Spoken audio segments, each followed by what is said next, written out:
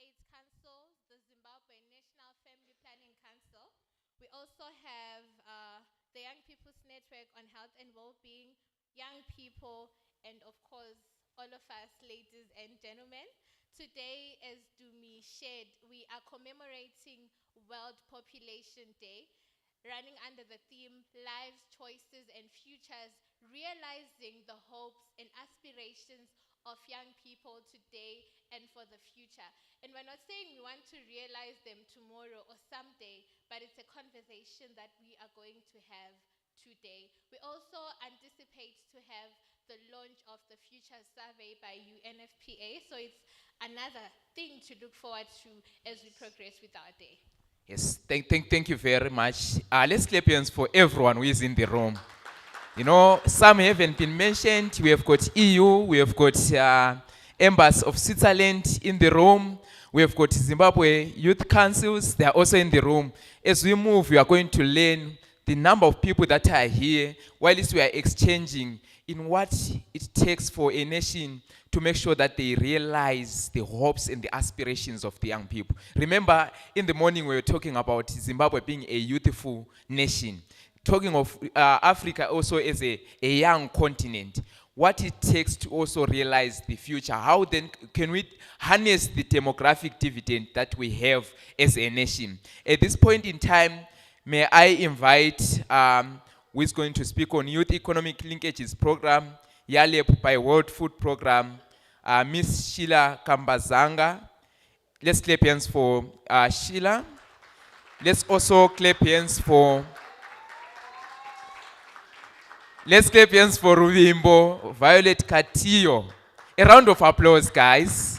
These are the young people, the youth initiatives that they are having. Led by young people. Yes. We also have Zipozenkosi Ndlovu from the Young People's Network on Health and Wellbeing. He's going to touch on the Not in My Village campaign. Then we have got, I like to call him the senior adolescent. Youth-friendly health services by Minister of Health and Child Care, Family Health Department, Aveneni Magombe. Let's give hands for Aveneni. Let's come and take our seats. And can we also give them a big round of applause as they make their way to the front? I'm sure we can do better than that.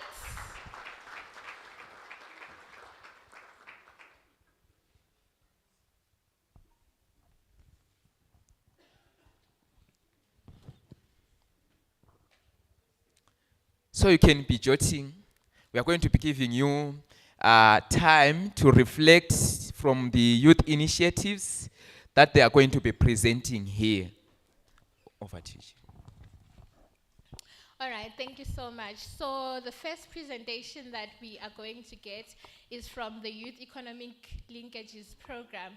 So in the morning we touched on how 42.5% of young people in Zimbabwe are not in education, employment or training, and that is nearly half of our young people that do not have access to opportunities.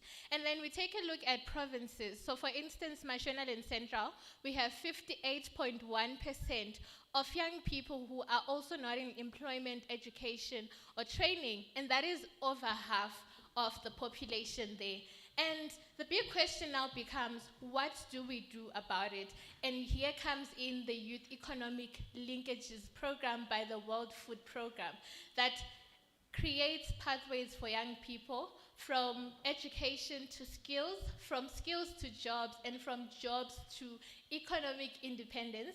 I do not want to preempt what Sheila has for us, so I'm going to give her this floor. Sheila, over to you.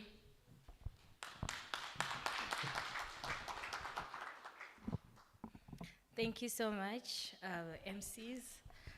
Good morning, everyone. Do we have young people in this room? Yes. Good morning, everyone. Good morning. Thank you so much for the good energy. Before I proceed, I almost burst with laughter when I had the Youth Economic Linkages Program. I asked myself, what is that? All right, but that's the reason I'm here, to introduce you the Youth Empowerment Leadership Program by the UN World Food Program. Before I proceed, I'd like to take this moment to thank our UNFPA country representative, Madam Miranda Tabifo. Thank you, ma'am, for this opportunity. I know you have the youth at heart and we don't take it for granted.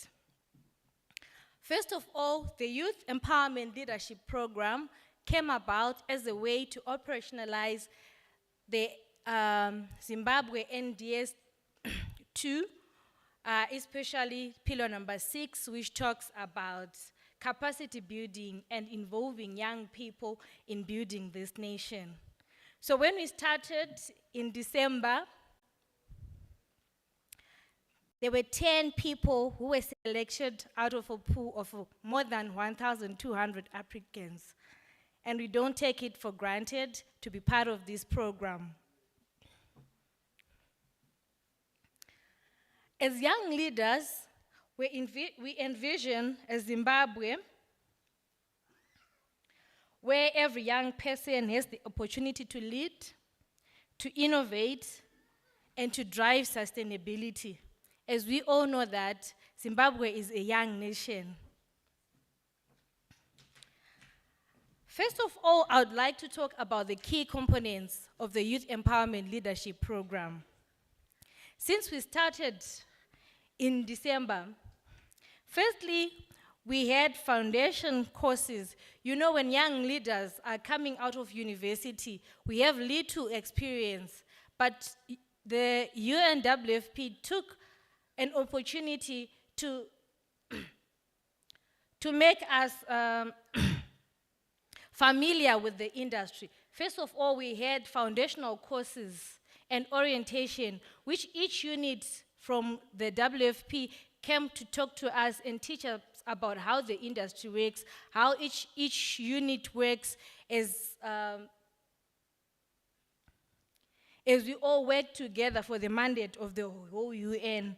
After that, we had internal deployment, which all 10 of us were deployed to different units within the WFP. As you all know, and you will know sooner, that all 10 of us have different and diverse backgrounds. So we all have something that we're bringing to the table. So we were deployed to different units within WFP. I'll talk for myself. I have a background in supply chain management, and I was deployed to the supply chain unit.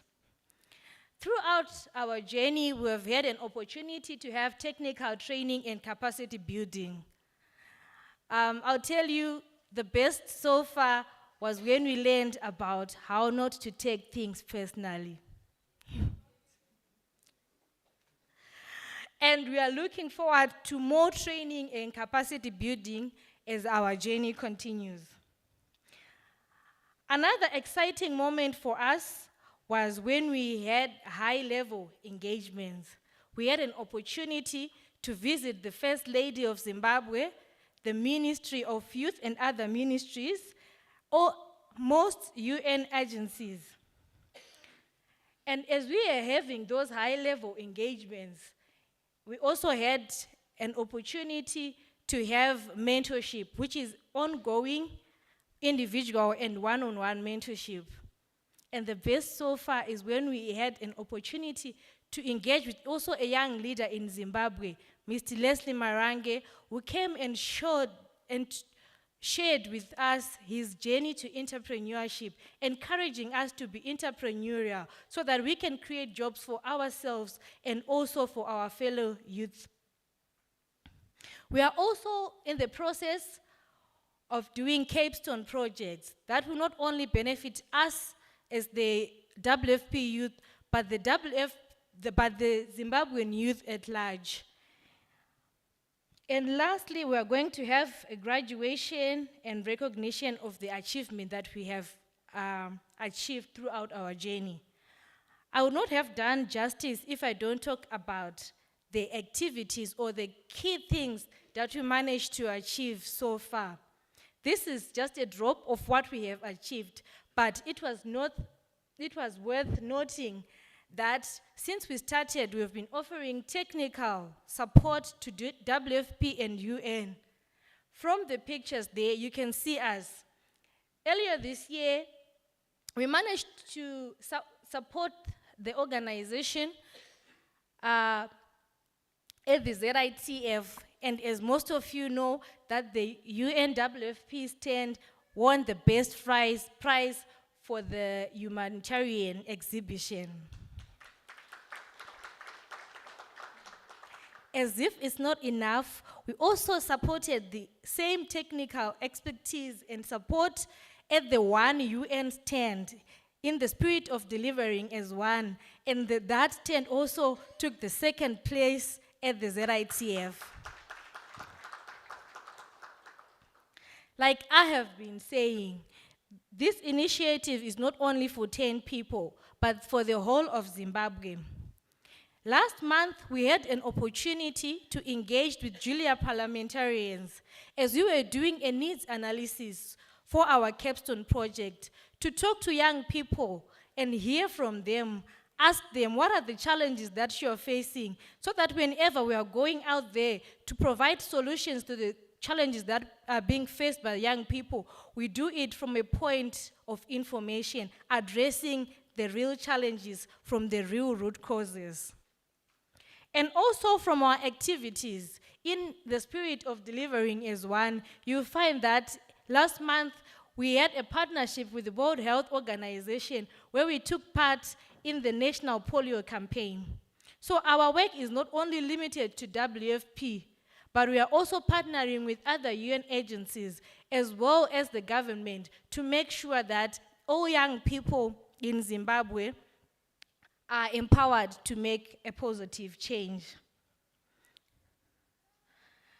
Lastly, I would not have done justice if I don't talk about the visit that we had to the Zimbabwe Investment Development Fund, which is ZIDA, where we also learned about the investment opportunities in Zimbabwe and how young people can come on board for the policy making of investment in Zimbabwe. Lastly, I would want to make a call for partnership to all stakeholders in the room. It could be in terms of funding, sponsorship, or seed granting, technical mentorship, placements and internship, or even joint projects to implement. As you can see, we from diverse backgrounds and we have diverse expertise. So whatever projects that you're running, please come, let's collaborate together so that we can make Zimbabwe a better place. Thank you so much. Thank you very much.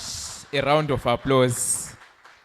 So I think in every sector, if you give it a touch of young people, just have 10 like WFP, you win prizes. Let's clap hands for WFP. It is one of an initiative that maybe amongst us we should take forward into implementing into our organization. I know the Parliament of Zimbabwe, Zimbabwe Youth Councils, they've got junior members of parliament. National AIDS Council, they've got the Young People's Network on Health and Wellbeing, and any other organization, you've got Youth Sounding Board, trying to make sure that in your organization you give it a touch of young people. Young people are skilled, they are experts in terms of some of these things. So if you give them an opportunity and a mentorship, at the end of the day, we harness that demographic dividend. At this moment in time, let's give a round of applause to Ruimbo, who is going to talk about the MindTech initiative from UNDP. A round of applause to Ruimbo. All right, thank you. As we wait for colleagues to beam the presentation, I would like to acknowledge the presence of all dignitaries here. Special appreciation to Madam Miranda. Thank you for all the great work that you are doing in supporting youth empowerment. I think I'm also one of the people that I can say, you know what, seeing Madam Miranda working inspires me, and in a way I think mentors me to be a better person and also to aspire to do more for our youth. So as UNDP Zimbabwe, we have an initiative called the MindTech Innovation Challenge, which we started in 2025 as a way of supporting youth to be in the mining space. And last year, I think we worked with youth across all the 10 provinces in Zimbabwe in terms of how they can make use of technology in advancing or in beneficiation of critical minerals. So I'm just waiting for the presentation to be beamed.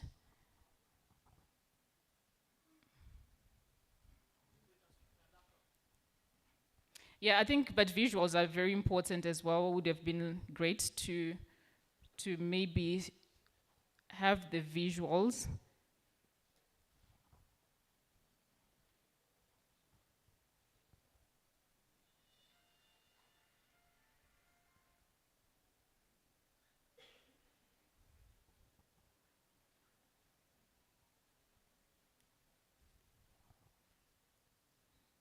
Maybe we can start with playing the video.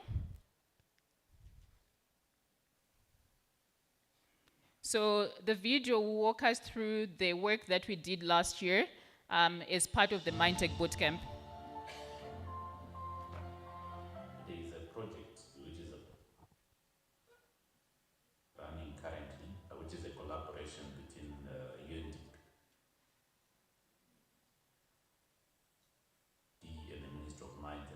Development. The name of the project is Sustainable Mining Value Chain Development. There's several outcomes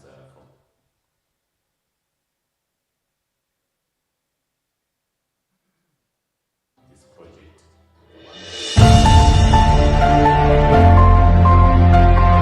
There is a project which is running currently, which is a collaboration between UNDP and the Ministry of Mines and Mining Development. The name of the project is Sustainable Mining Value Chain Development. There's several outcomes from this project. The one we are focusing on is capacitating the youth of our country with knowledge regarding to artificial intelligence and smart mining. You'll find that there are many areas, many aspects where we're still lacking in terms of things like safety, environmental monitoring, and other factors. So basically, your artificial intelligence, your technologies such as Internet of Things, as well as data-driven technologies are very important to the mining industry, especially in addressing those challenges. From the mine bootcamp here, I'm very excited because we're being exposed or being taught on some of the practices that are already in the industry. Our lecturers here are educating us on some of the common problems that is happening in the industries, depending from large scale to small scale mines. So right now I've managed to come up with another idea of trying to modify my furnace so that I can also downscale it so that it can be used by small scale mines, and also big scale mines can also enlarge it to meet their industrial scale. I got an opportunity to visit the Mimosa mine, where I got to see like the processing plant, which is part of my program that I'm doing. So this was an exciting event for me because I actually get to see the theoretical things that I've been learning. We aim to bridge the gap between traditional mining practices and modern day predictive technology to make mining safer, smarter, and more productive. The knowledge gained by the youth participating here will benefit the country long term. Our large-scale mines are already employing AI systems and smart mining, but in the future we foresee that more of our mines will start employing these systems in their operations and daily operations. The capacitated youth for application, where we selected youth from across Zimbabwe to apply and contribute to the MindTech Innovation Challenge. So the focus is really how we can unlock youth innovation for smarter,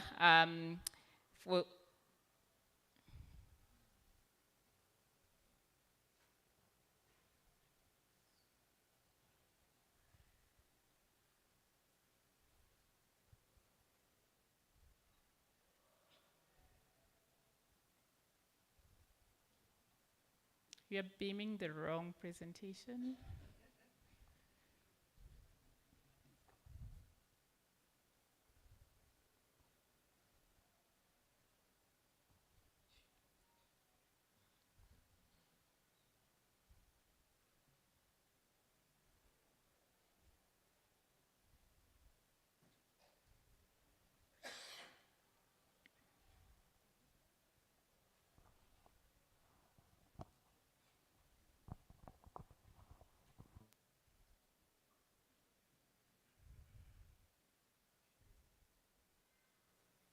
Perfect. But I think this is the last slide, so scroll all the way up.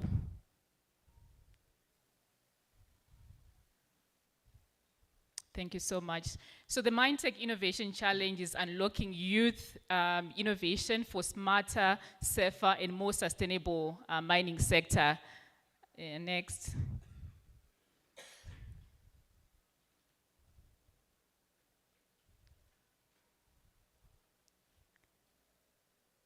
All right, I think as I talk, you keep going forward so that we move at a faster pace.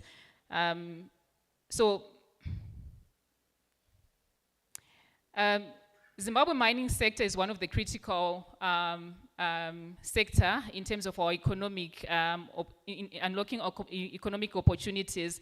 Yet, when you look at the future of mining, we see that it's not just what is underground, but really how do we work with our young people to capacitate them to be able to, take opportunities in the space and how they can incorporate digital technologies to speak into the future of the mining industry.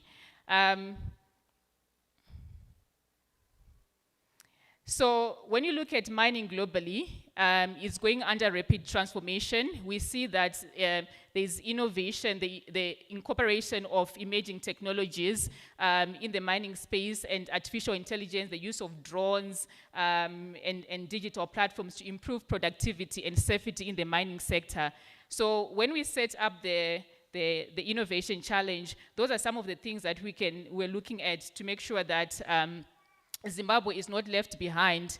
When we did the MindTech Innovation Challenge, we put up a call for application in July, and we worked with different ministries to make sure that we capture talent from different parts of Zimbabwe. And as part of that, we worked with Ministry of ICT, Ministry of Youth, CBZ, and also the Zimbabwe School of Mine as the institution that was responsible for hosting the innovators. Next slide, please. And we believe that innovation cannot work in isolation. We believe in collaborating with our government, policymakers, academia, and also technical expertise in the industry, while UNDP plays a convening role in terms of bringing the ecosystem together. Next. So we invited entrepreneurs, startups, researchers, engineers, and students across Zimbabwe to submit their innovative solutions and challenges across the mining value chain. Next. And some of the participants were looking at tackling issues on worker safety, mineral traceability, environmental monitoring, and digital operations, and also automation, and how we can use data analytics as well to improve efficiency in the mining space.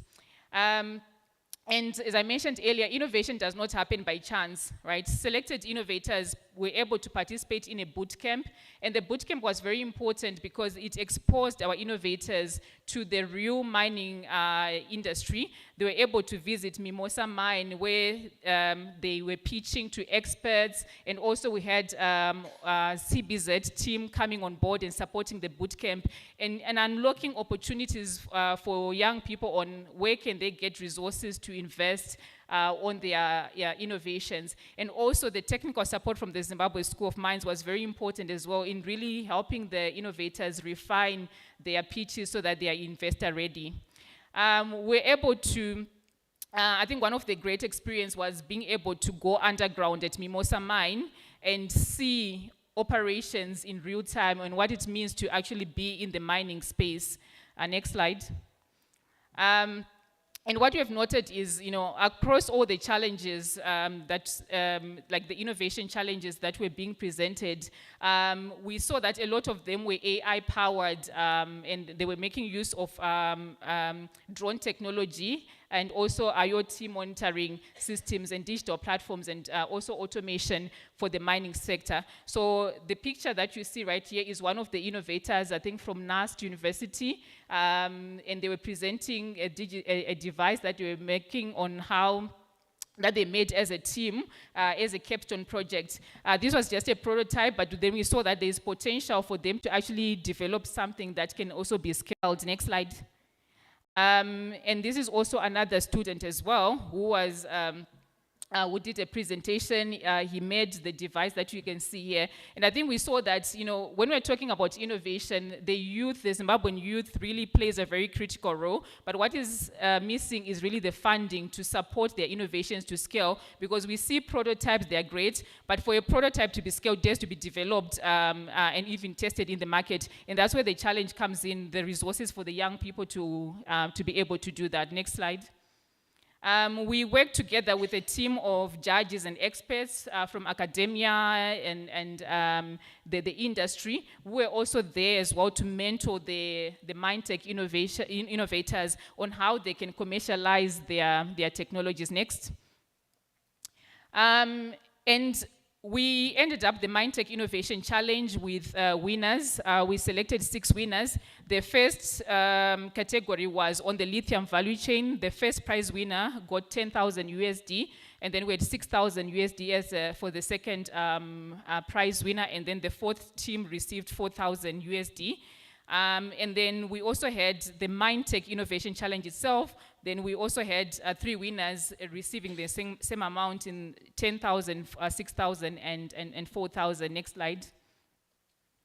So for us, this is not just about selecting winners. It was about building entrepreneurs and strengthening startups and creating pathways towards commercialization and industry adoption for the innovators. What we're looking at is you know, also closely working with the industry players so that the innovators can be adopted within specific industries in Zimbabwe. Next.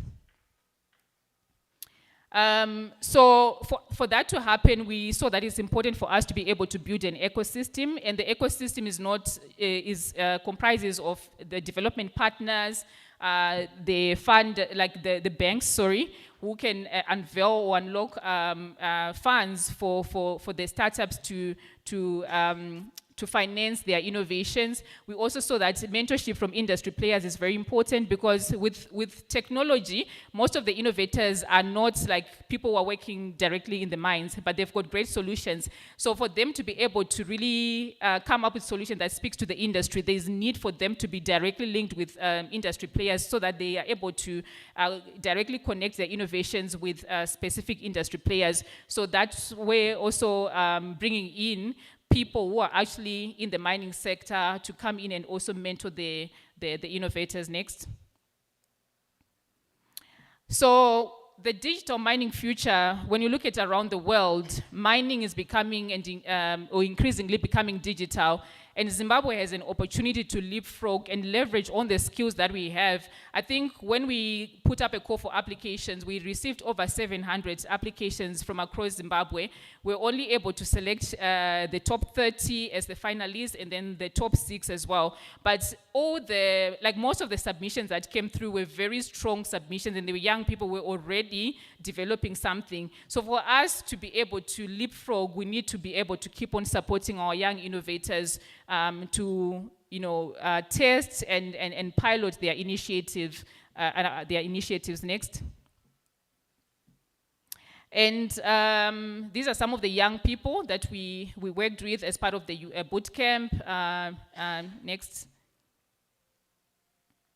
As UNDP, our role is to closely work with the government of Zimbabwe, and I think this is one message that we want to reinforce in exploring new opportunities, test innovative ideas, and scale solutions that contribute to youth empowerment and inclusive economic transformation and sustainable development.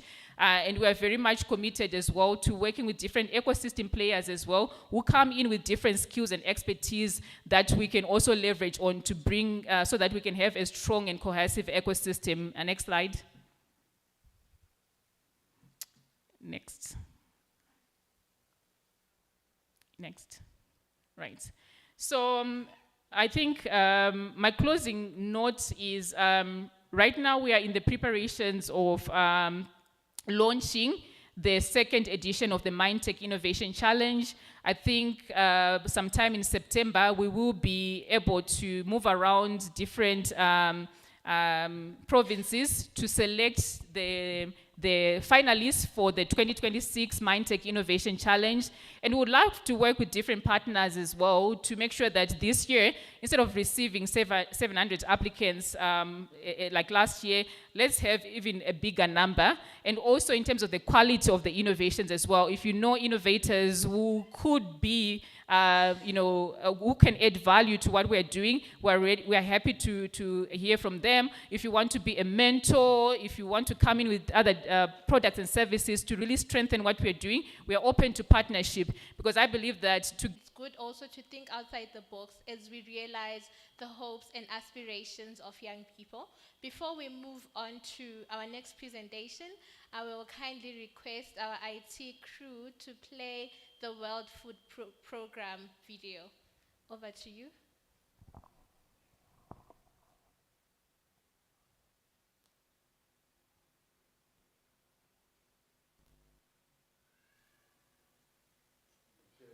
Prevalence, HIV-related death, teenage pregnancy.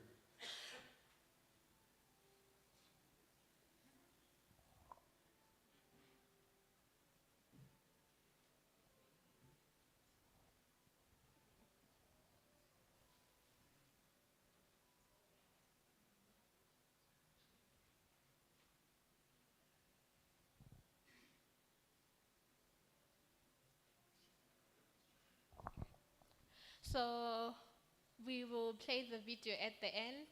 Allow me to introduce our next presentation. So we often talk about keeping our young people in school. We talk about keeping young people safe, particularly our young women.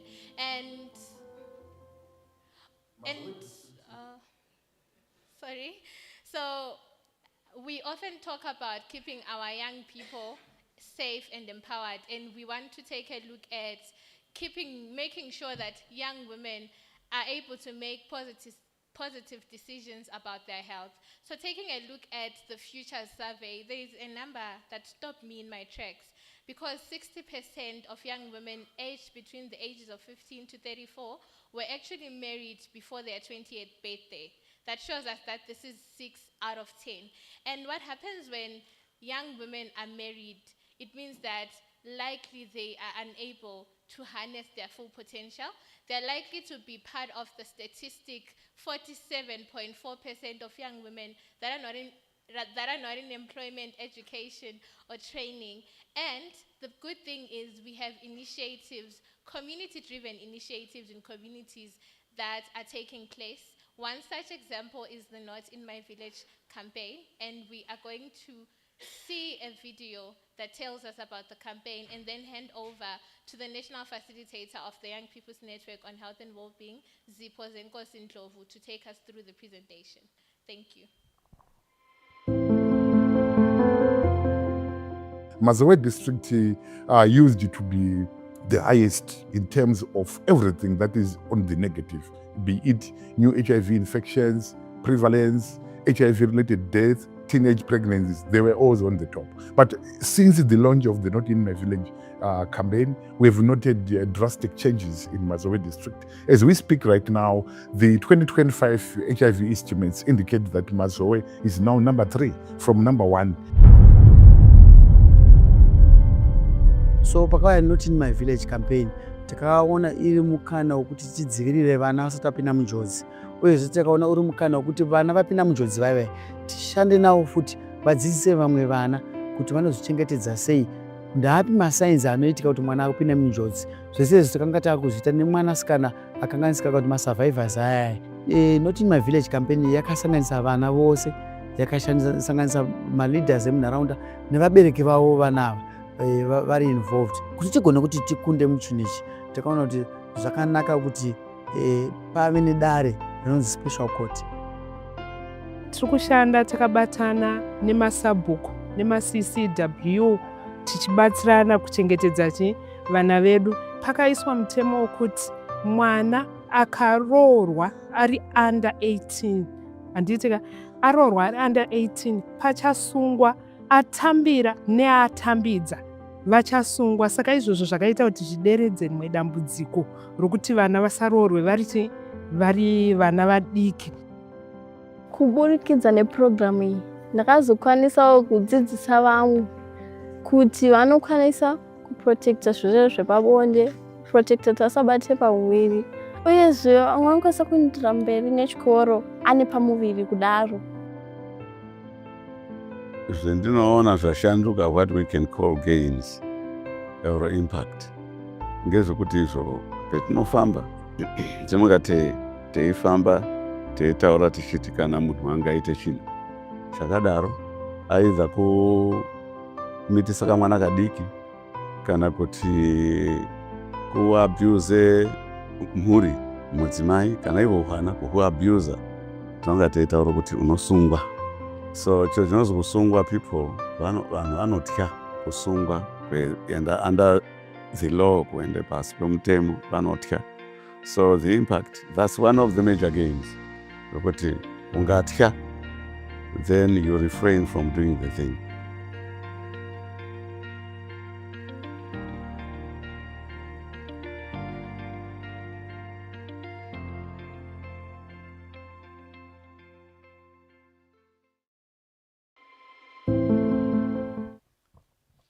Thank you so much. Good morning. My MC, if you allow me to write on the already established protocol. Thank you. Good morning once again. So this video was produced by the UNFPA and the National AIDS Council of Zimbabwe in collaboration with the Young People's Network on Health and Wellbeing. So I'm Zipozenko Ndlovu from the Young People's Network on Health and Wellbeing. So I'm going to talk about the Not in My Village campaign. So since we have played this video, I'm then going to link the Not in My Village campaign with the World Population Day and the theme that we have today. So I mentioned that I'm from the Young People's Network on Health and Wellbeing. So the Young People's Network on Health and Wellbeing, briefly, is the coordinated voice of adolescents and young people in the global, the regional response to the health and wellbeing. So we are a network of young people across the country in all the districts, with young people coming from different sectors. We've got young people coming from youth, young people from schools, young people out of school, young people living with HIV, young people with disability, young people in business. So generally, all the young people, we find them represented through the sectors. So with the Not in My Village campaign, we're going to look at why the campaign exists. So I think the presentation. Okay.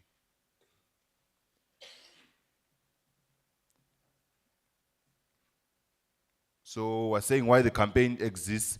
We were saying across Zimbabwe, a lot of communities, adolescent pregnancies, child marriages, and harmful practices continue to cut short the girls' education, their health, and their futures. So norms that put girls at risk are set locally in homes, communities, and chiefdoms. So the solution had to be built there too. So what happened with the Not in My Village campaign? As young people, we sat down and saw the statistics that was in 2019, we saw that from the mix, the multiple indicator cluster survey of 2019 showed us that 24% of adolescents were already pregnant before the ages of 18.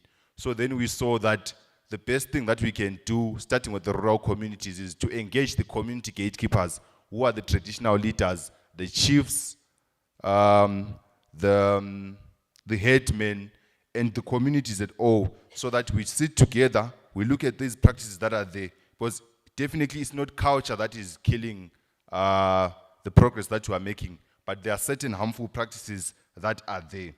So the challenge with the Not in My Village campaign that we saw was child marriage and adolescent pregnancies, which are robbing girls of their education, their health, and any other opportunity that they can get. So what we then realized that the chiefs and traditional leaders, they hold deep and they are trusted, they have authority over the communities that they are leading. So which makes them powerful allies for the child protection. So as you saw from the video started saying Mazoe district. So with the campaign, we started in Marsh Central. So Marsh Central was leading in terms of the statistics. That's where we started the campaign. And then from what we did, I think we're going to see it in some of the slides.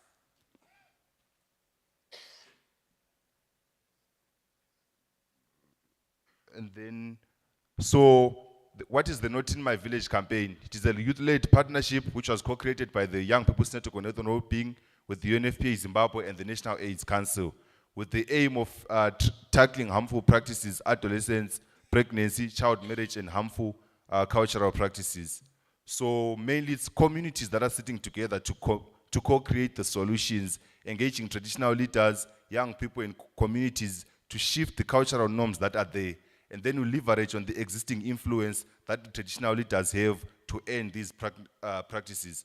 So it is rooted in young people's hopes. Just like today we're looking at the hopes and aspirations of young people. We're saying the campaign is grounded in the aspirations of young people to grow up safe, to grow up healthy, and free from any form of harm. And then, so today we're saying we're realizing the hopes and aspirations of young people today and for the future. So since the campaign, it's youth-led and it was designed by the young people, and we're having traditional leaders using their influence to stand beside the young people and not over them. Because when traditional leaders or when elders stand over young people, they may not really put the interests of young people at heart. The village level dialogues that are there growing into a nationwide movement for change.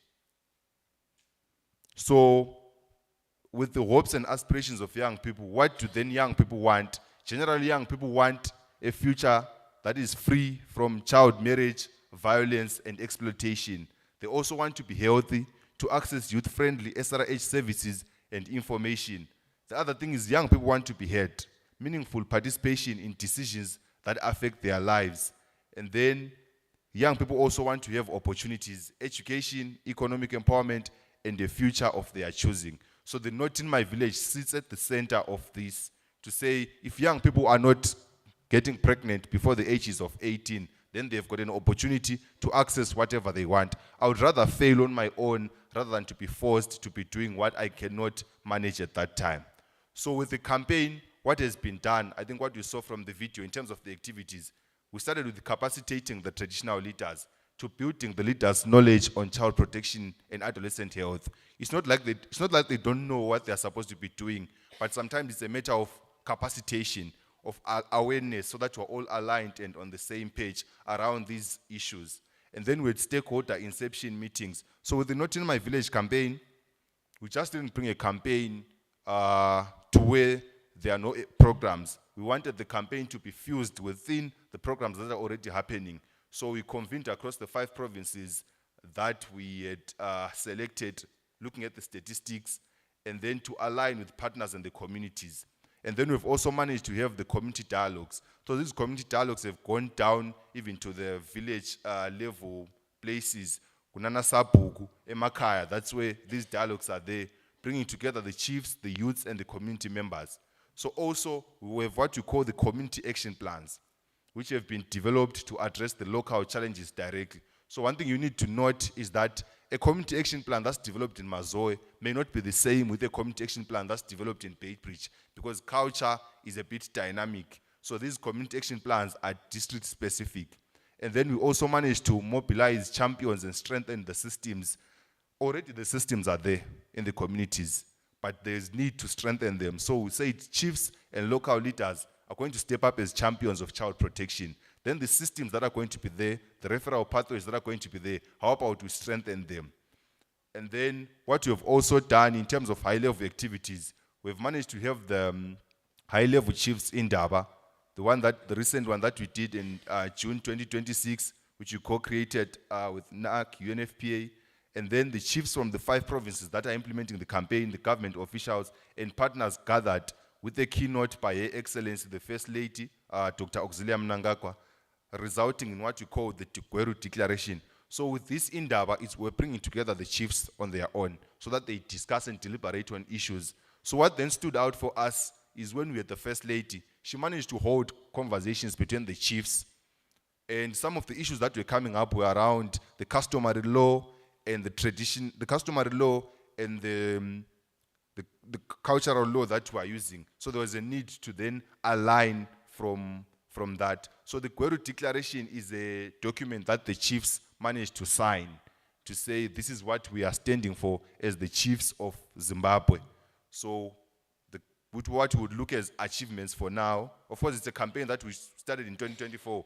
So we can't really have a lot of achievements to really say you have made a lot of progress. But what we could look at as an achievement is the national launch by the president of Zimbabwe. That was in August 2024 on a similar occasion like this one. And then also the leaders, traditional leaders speaking out. I think we have seen it even on media where the traditional leaders are standing out and saying, we are not encouraging child marriages and we are strengthening the community accountability. Then we've also seen the Minister of Primary and Secondary Education adopting the campaign and then repackaging it into what we call the Not in My School campaign. And then we've seen the campaign getting the UNFPA Innovation Award in 2023. And then the Gweru Declaration, the document that's going to be shared. I think once the legal processes are done with the document, it's going to be shared so that we hold our leaders accountable, that you signed a document on this day in Gweru. How far are we with the progress that we are doing? So basically on the ground, what we are seeing is there is a drive in the behavior change. Communities are taking ownership of protecting their children. If you go to the media, you find a whole lot of stories where the chiefs in their Kumadare, they are already having cases of these child marriage cases, and they're already starting to punish people for whatever they are doing. So that's ownership that you are looking at to protect the children. And then also the communities are empowered to reject the child marriages. And then we've seen more safer spaces that are being there in the communities, and then the stronger systems strengthened to respond to harmful practices. So basically, this is the Not in My Village campaign, which we're looking at it more than a campaign, but a path to realize futures for young people, ensuring young people complete their education, they are preventing early pregnancies that derail their futures, and promoting mental health and well-being through the safe and supportive communities. And more importantly, building a future where a Zimbabwe where every young person can reach their full potential. So this is what has been done with the Not in My Village campaign. Thank you. Thank you. A round of applause. I think Chichi had highlighted in terms of the percentage where we are looking 60% of young women being married before the age of 20. And Zip was also coming up with saying there are some, even 24% in Zimbabwe who are being married before their 80th birthday. Now, we also know that in terms of the surveys that have been done by UN, we've got 23.7% as the prevalence for our teenage pregnancy. Are we not destroying the future? Think about it. Wherever you are seated, think of your relative, think from the community where you are coming from. Have you not seen a teenage pregnancy? Have you not seen a child marriage? What are your thoughts about those young people? As we can see, we have got junior members of parliament in here. Think of them if they were married or if they had children. Are we going to realize their hopes, their aspirations? Think about it in the room. When we are going to be deliberating, we really need to think of that young mother who was 8. At one point we had these questions to ask. How old is the young mother in Zimbabwe? 8, 9. And we just speak it, and we are not ashamed, we are not in fear. Just say, who is the young mother in Zimbabwe? Is from where? And we even name the province, and like, from Pindura, from Cholocho, where there are these young mothers. Are they going to be able to realize their future? Are they also going to be able to realize their hopes, their aspirations? Are we going to harness the demographic dividend? UNDP was talking of mind tech. Are these young people who are feeling pregnant, are they going to be able to go into, to pitch these challenges where they are going to be showcasing what they want to do in life? It's food for thought, but at this point in time, allow me to welcome Abeneni, who is going to touch on youth-friendly health services. I know they've been, as the ministry, they've been moving around certifying our health facilities as youth-friendly health facilities using the WHO standards that are there, that were adopted by Zimbabwe. These young people are getting pregnant, able to access health services, or before even they get pregnant, are they able to freely walk into a health facility? That's what Abenen will share with us. Then we will deliberate after. A round of applause to Abenen.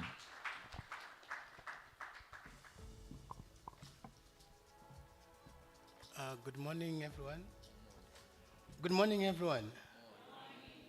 Allow me to write on the protocols already observed, and thank you, our MCs. Apologies, I have a cough, but I'm sure with the energy I see in the house, I'm sure you will serve me to do justice for the next 10 minutes. So you can start by the video.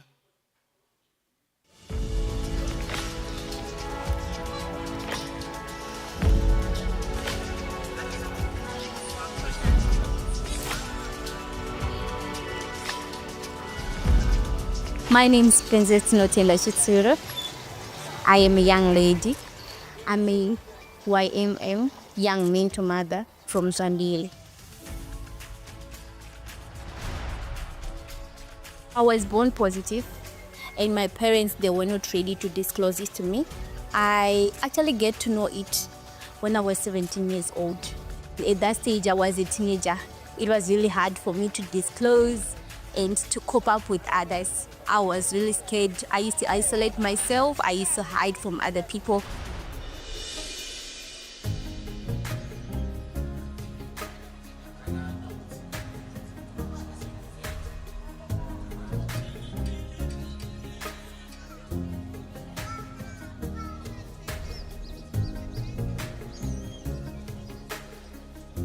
I got pregnant.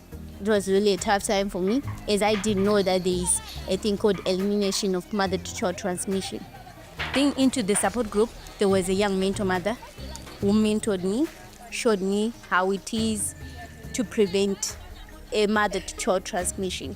It was really a good time being with her sharing her own experience.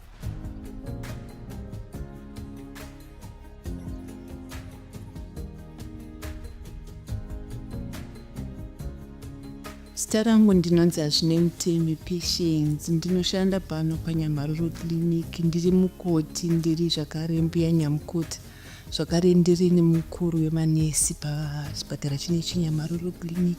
Most of the cases that are coming, we've got some teenage pregnancies, though they are declining a bit. Iva vanouya nevana vanonga vaine mimba, tinovadzidzisa kuti usava wazvitakura uchazvichengetedza sei nguva yakazvitakura. Pauchazvara zvii zvatinotarisira kuti munguva yekupreparation zvese uchazvinge uchizoita mwana wako, uchazomuyamwisa, after wamuzvara unofanira kuti yatinoti family planning, so that unochengeta mwana iwe uchiramba uine utano, mwana wako achiita utano. Unozvichengetedza sei kana kunotesa kuna uri HIV, uchazvichengetedza sei kuti urambe uri HIV. Tichivadzisa nezveprevention of mother to child, kuti mwana wako asawani utachiwana kubva kwauri achiuya kwauri. Ngatimuite kadai, so ngatiyamwisei mwana edu nenzira yakati, ngatifidhei mwana edu nenzira yakati.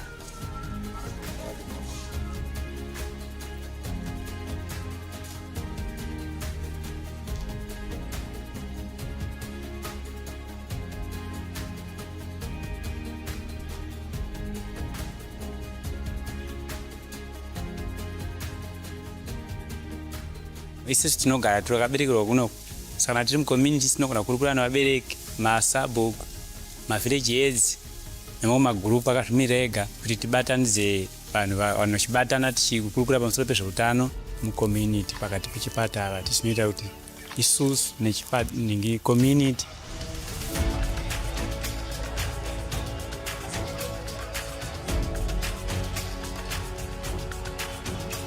My name is Baylis Maponde. I'm the Vice Provincial Facilitator for Young People's Network on Health and Wellbeing. And as a network, we are the coordinated voice in response to multi-sectoral response to adolescent and reproductive health, HIV and AIDS in the whole country.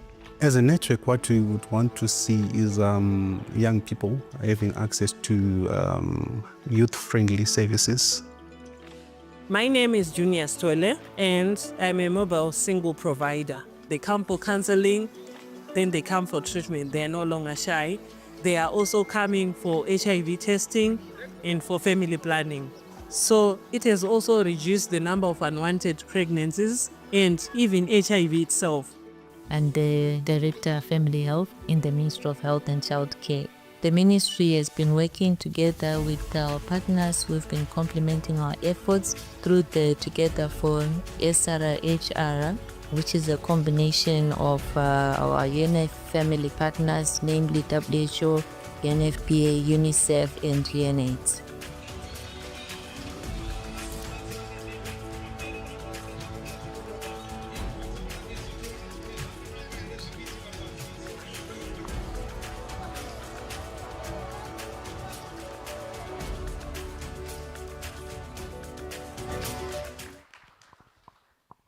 you so much for listening and following to the video. When I saw my name on the program, I was supposed to talk about youth-friendly health services. And one of the main reasons why I chose to have this video today is because many times when young people, when stakeholders gather together, and even the MC has already been tempted, he spoke about certification of health facilities. And many times we have defined youth-friendly self-delivery in the context of our public health facilities. But our theme is one of the key words. It's talking about choices. And young people have a choice to choose where they want to go. And many times they want a friendly teacher, because this is where they spend most of their time. They also want to engage with the youth-friendly chief, like Chief Bushu is here approachable today. I'm sure he can give one word or two words of advice to a young person. He can give hope to a young person who is pregnant, to have confidence to walk into a health facility and get a service. And from the video, you also that now we've even expanded our scope in terms of youth-friendly health self-delivery. We're talking about peer-led self-delivery. One of the nurses in the video from Nyamaruro Clinic spoke about self-care, where young people are taking the center stage in providing services. Zimbabwe is proud of the Not in My Village campaign, steered by the young people of Zimbabwe.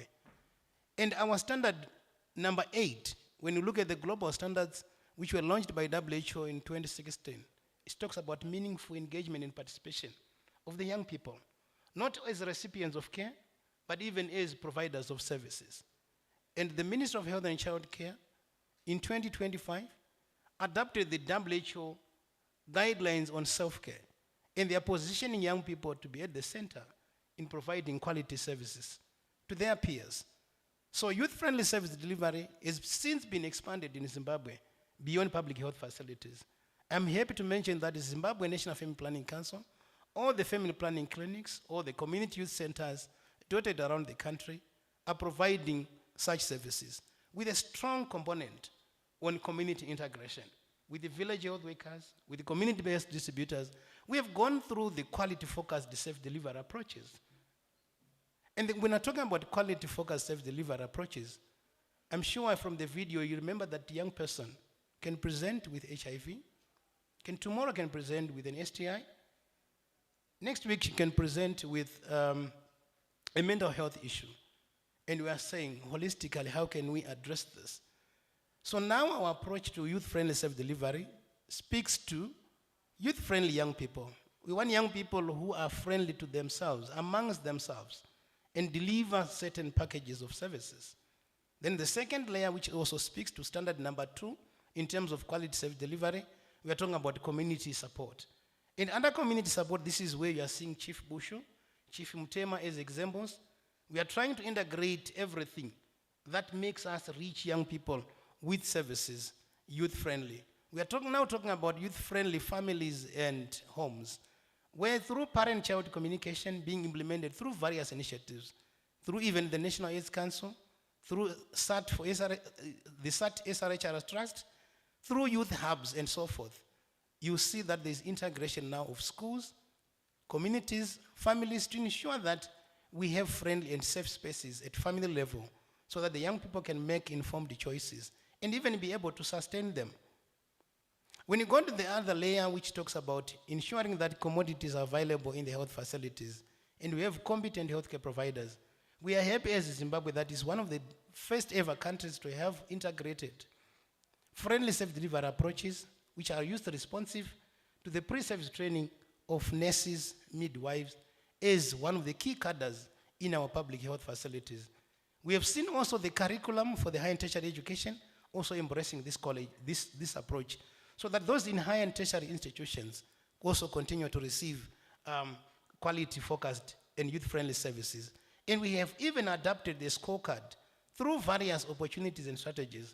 You see that even the SADC protocol on quality self-delivery is one tool that is premised on the scorecard that we developed as a country. So Zimbabwe has pioneered various tools that are already being documented and scaled at international level. When you go now to meaningful engagement and inclusive programming, you realize that the young mentor Martha program we saw in the video.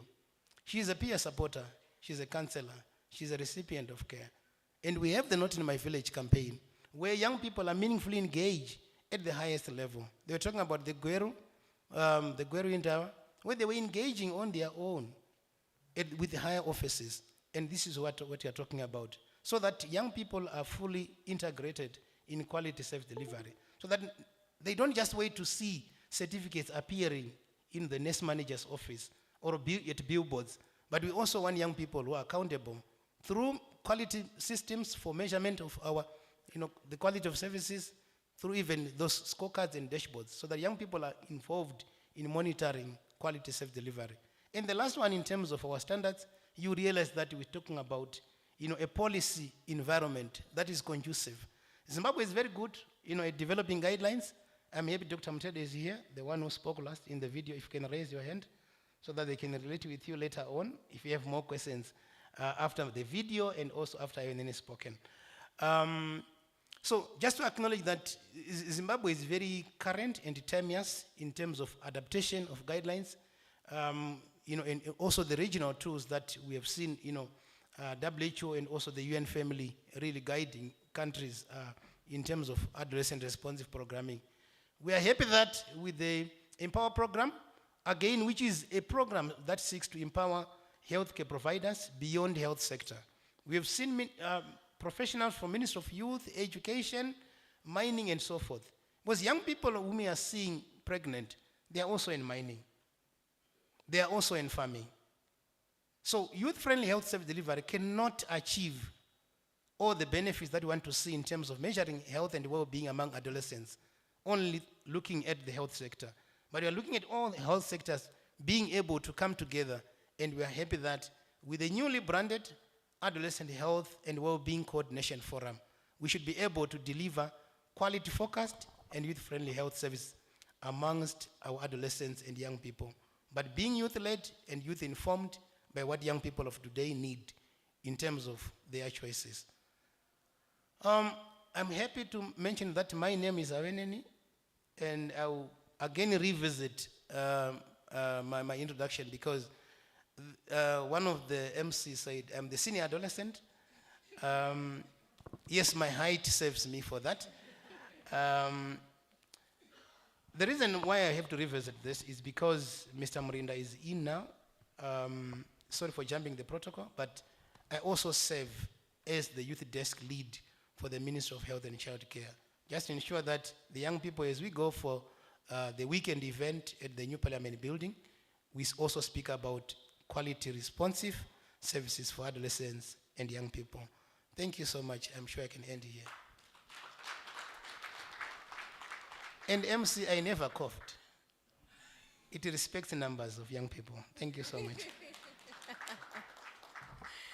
Thank you so much, and thank you to our panelists. It's very essential that we make access to health services not a luxury, but recognizing that it's a right, because healthy young people are empowered young people. So can we please give one last round of applause to our panelists?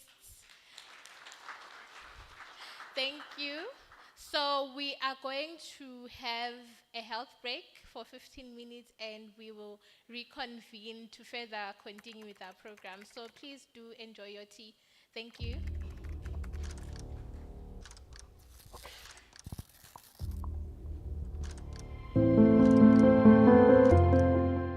Mazowe district used to be the highest in terms of everything that is on the negative, be it new HIV infections, prevalence, HIV-related deaths, teenage pregnancies. They were always on the top. But since the launch of the Not in My Village campaign, we have noted drastic changes in Mazowe district. As we speak right now, the 2025 HIV estimates indicate that Mazowe is now number 3 from number 1. So pakauya Not in My Village campaign, takaona iri mukana wekuti tidzivirire vana vasati vapinda munjodzi, uyezve takaona uri mukana wekuti vana vapinda munjodzi vaya tishande navo futi, vadzidzise vamwe vana kuti vanozvichengetedza sei, ndaapi masainzi anoitika kuti mwana apinde munjodzi. Zvese izvi takanga takuzviita nemwanasikana akanganisika kuti masurvivors aya not in my village campaign yakasanganisa vana vose, yakasanganisa maleaders emunharaunda nevabereki vavo vanava vari involved kuti tigone kuti tikunde muchinhu ichi. Takaona kuti zvakanaka kuti pave nedare rinonzi special court. Tiri kushanda takabatana nemasabhuku nemaccw tichibatsirana kuchengetedza vana vedu. Pakaiswa mutemo wekuti mwana akaroorwa ari under 18, handitika aroorwa ari under 18 pachasungwa, atambira neatambidza vachasungwa. Saka izvozvo zvakaita kuti zvideredze rimwe dambudziko rokuti vana vasaroorwe vari vana vadiki. Kuburikidza nepurogiramu iyi ndakazokwanisawo kudzidzisa vamwe kuti vanokwanisa kuprotekta zvirwere zvepabonde, kuprotekta kuti vasabate pamuviri, uyezve vamwe vanokwanisa kuendera mberi nechikoro ane pamuviri kudaro. Zvendinoona zvashanduka, what we can call gains or impact, ngezvekuti izvo petinofamba dzimwe teifamba teitaura tichiti kana munhu angaite chinhu chakadaro, aidha kumitisa kamwana kadiki kana kuti kuabuse mhuri mudzimai kana ivo hwana kuhuabuse, tinonga teitaura kuti unosungwa. So cho chinozi kusungwa, people vanhu vanotya kusungwa kuenda under the law, kuende pasi pemutemo vanotya. So the impact, that's one of the major gains. Rokuti ungatya, then you refrain from doing the thing.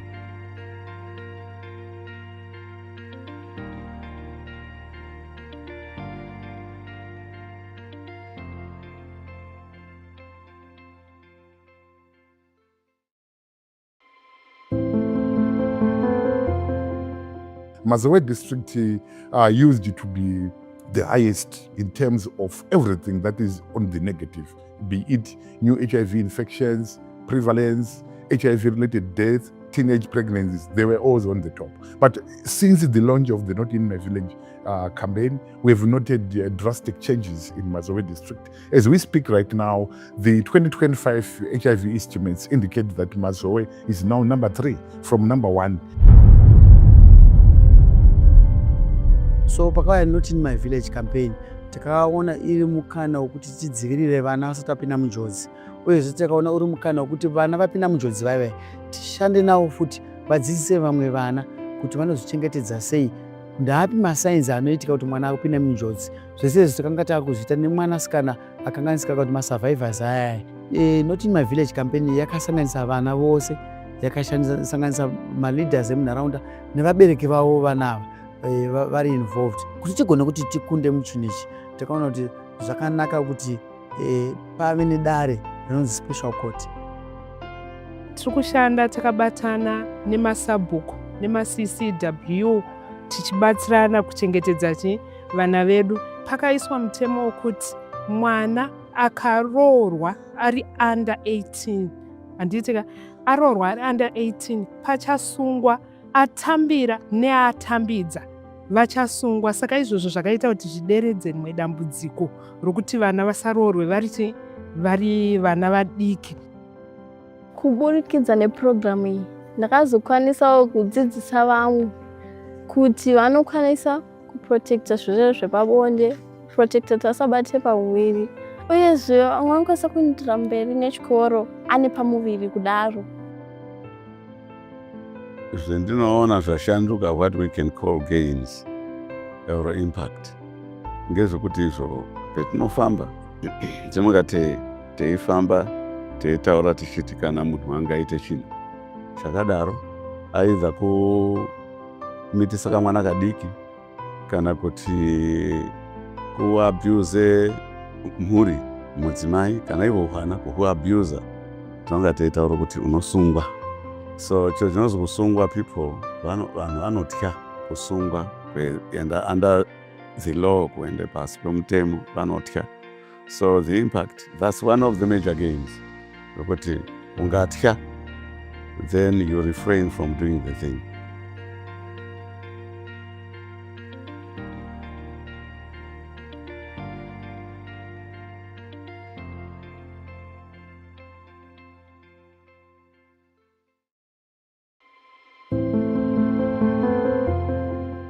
Mazowe district used to be the highest in terms of everything that is on the negative, be it new HIV infections, prevalence, HIV-related deaths, teenage pregnancies. They were always on the top. But since the launch of the Not in My Village campaign, we have noted drastic changes in Mazowe district. As we speak right now, the 2025 HIV estimates indicate that Mazowe is now number 3 from number 1. So pakauya Not in My Village campaign takaona iri mukana wekuti tidzivirire vana vasati vapinda munjodzi, uyezve takaona uri mukana wekuti vana vapinda munjodzi vaiva tishande navo futi vadzidzise vamwe vana kuti vanozvichengetedza sei, ndaapi masainzi anoitika kuti mwana akupinda munjodzi. Zvese izvi takanga taakuzviita nemwanasikana akanganisika kuti masurvivors aya. Not in My Village campaign yakasanganisa vana vose, yakasanganisa maleaders emunharaunda nevabereki vavo vanava vari involved kuti tigone kuti tikunde muchinichi.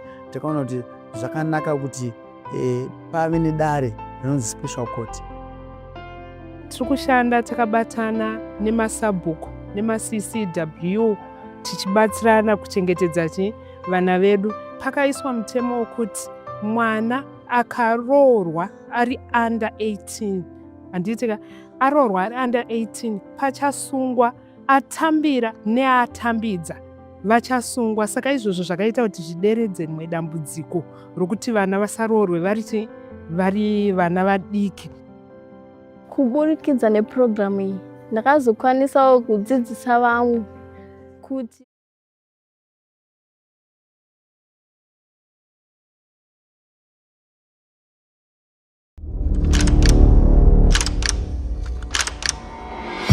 Reality hits hard, right? We could tell you more about the struggle or show you the solution. When I say nothing, you say oh! Need help. The Youth Empowerment Leadership Program under the World Food Program. We are not just a group of young people. We are the engine of National Youth Empowerment Strategy.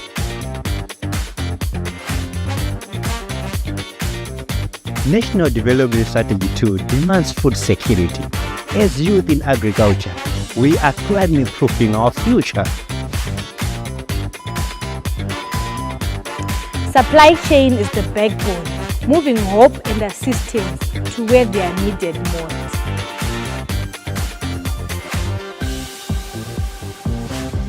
Every number we check is a life change. We are flipping the numbers from hunger to zero hunger. Ending hunger starts with nutrition and collective action. Guiding our joint ambitions towards sustainable and measurable impact in food security. Through you, we get to contribute to youth-focused policy. We started in strength in numbers, and now we're moving to strength in partners. Digitizing the mission and telling the true story of Zimbabwean resilience. When we invest in you, we invest in progress. Here, we map the land with hopeful eyes, shaping the path where brighter harvest lies. We are the leaders.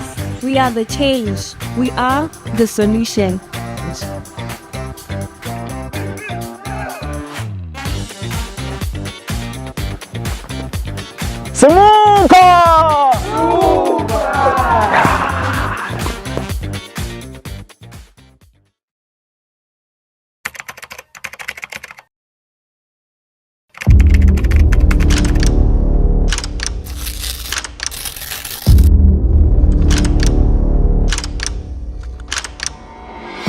Reality hits hard, right? We could tell you more about the struggle or show you the solution. When I say nothing, you say oh! Need help. The Youth Empowerment Leadership Program under the World Food Program. We are not just a group of young people. We are the engine of National Youth Empowerment Strategy.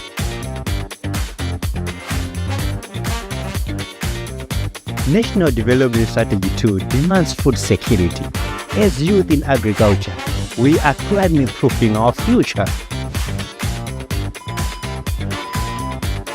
Supply chain is the backbone, moving hope and assistance to where they are needed most.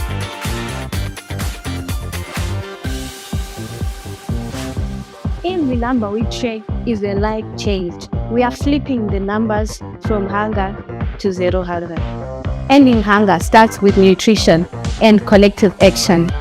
Guiding our joint ambitions towards sustainable and measurable impact in food security.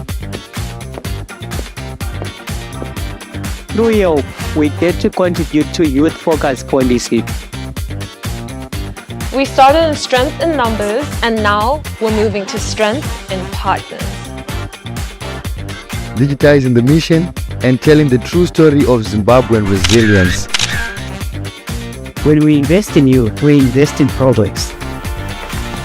Here, we map the land with hopeful eyes, shaping the path where brighter harvest lies. We are the leaders. We are the change. We are the solution.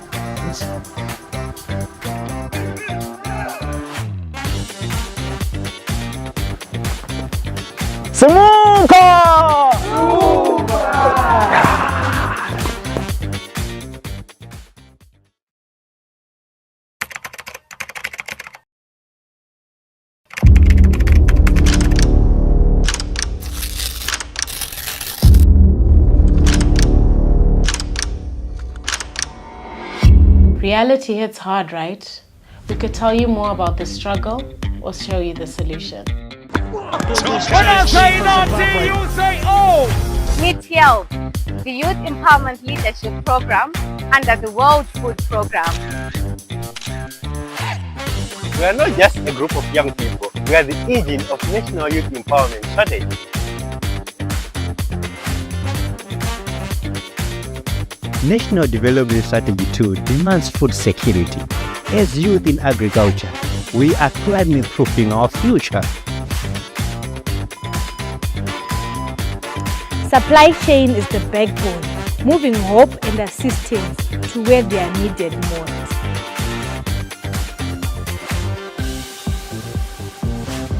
Every number we check is a life changed. We are flipping the numbers from hunger to zero hunger. Ending hunger starts with nutrition and collective action. Guiding our joint ambitions towards sustainable and measurable impact in food security. Through YOP, we get to contribute to youth-focused policy. We started in strength in numbers, and now we're moving to strength in partners. Digitizing the mission and telling the true story of Zimbabwean resilience. When we invest in youth, we invest in progress. Here, we map the land with hopeful eyes, shaping the path where brighter harvest lies. We are the leaders. We are the change. We are the solution.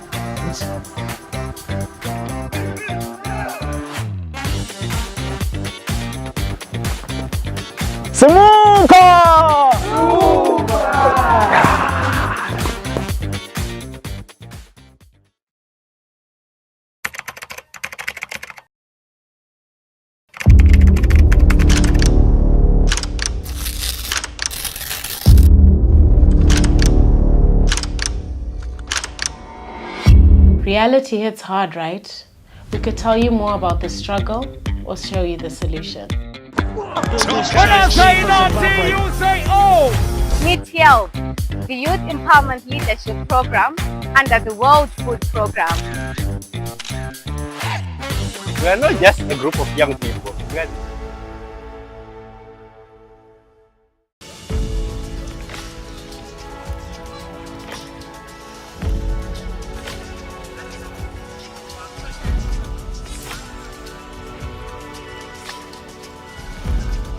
My name is Princess Notela Shitsuru. I am a young lady. I'm a YMM, Young Mentor Mother from Zandile. I was born positive, and my parents, they were not ready to disclose it to me. I actually get to know it when I was 17 years old. At that stage, I was a teenager. It was really hard for me to disclose and to cope up with others. I was really scared. I used to isolate myself. I used to hide from other people.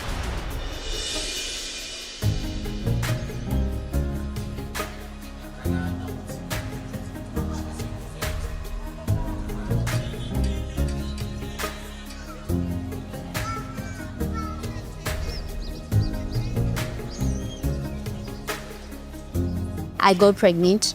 It was really a tough time for me, as I didn't know that there is a thing called elimination of mother-to-child transmission. Being into the support group, there was a young mentor mother who mentored me, showed me how it is to prevent a mother-to-child transmission. It was really a good time being with her sharing her own experience.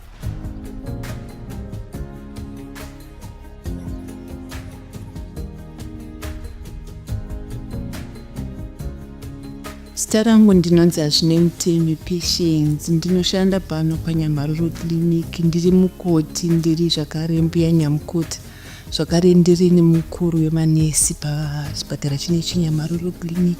Most of the cases that are coming, we've got some teenage pregnancies, though they are declining a bit. Iva vanouya nevana vanonga vaine mimba, tinovadzidzisa kuti zvava wazvitakura uchazvichengetedza sei nguva yakazvitakura. Pauchazvara zvii zvatinotarisira kuti nguva yekupreparation zvese uchazvinge uchizoita mwana wako, uchazomuyamwisa, after wamuzvara unofanira kuti yatinoti family planning, so that unochengeta mwana iwe uchiramba uine utano, mwana wako achiita utano. Unozvichengetedza sei kana kunotesa kuna uri HIV, uchazvichengetedza sei kuti urambe uri HIV. Tichivadzisa nezveprevention of mother to child, kuti mwana wako asawani utachiwana kubva kwauri achiuya kwauri. Ngatimuite kadai, so ngatiyamwisei mwana edu nenzira yakati, ngatifidhei mwana edu nenzira yakati.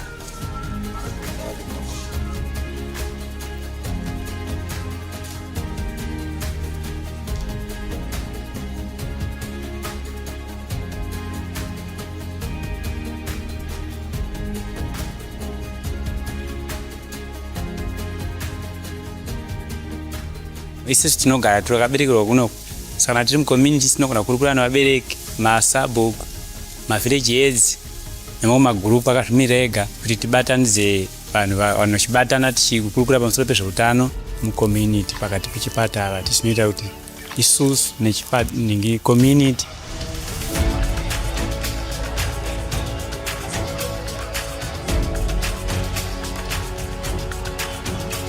My name is Baylis Maponde. I'm the Vice Provincial Facilitator for Young People's Network on Health and Wellbeing. And as a network, we are the coordinated voice in response to multi-sectoral response to adolescent and reproductive health, HIV and AIDS in the whole country. As a network, what we would want to see is young people having access to youth-friendly services. My name is Junior Stole, and I'm a mobile single provider. They come for counseling, then they come for treatment. They are no longer shy. They are also coming for HIV testing and for family planning. So it has also reduced the number of unwanted pregnancies and even HIV itself. And the Director of Family Health in the Ministry of Health and Child Care. The ministry has been working together with our partners. We've been complementing our efforts through the Together for SRHR, which is a combination of our UNF family partners, namely WHO, UNFPA, UNICEF, and UNAIDS.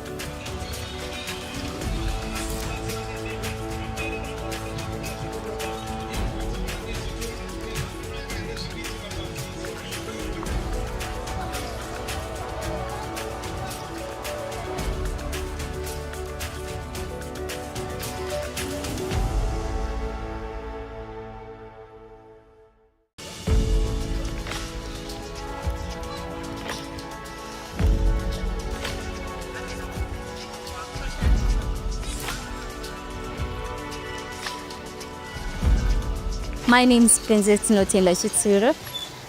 I am a young lady.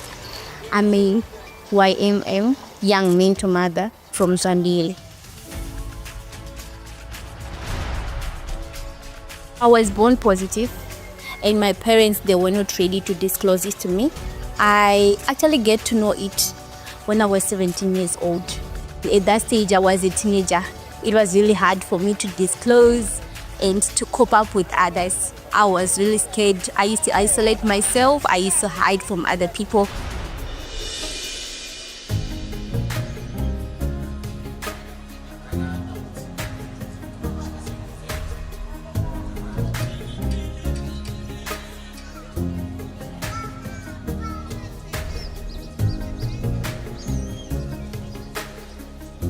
I got pregnant. It was really a tough time for me, as I didn't know that there is a thing called elimination of mother-to-child transmission. Being into the support group, there was a young mentor mother who mentored me, showed me how it is to prevent a mother-to-child transmission. It was really a good time being with her sharing her own experience.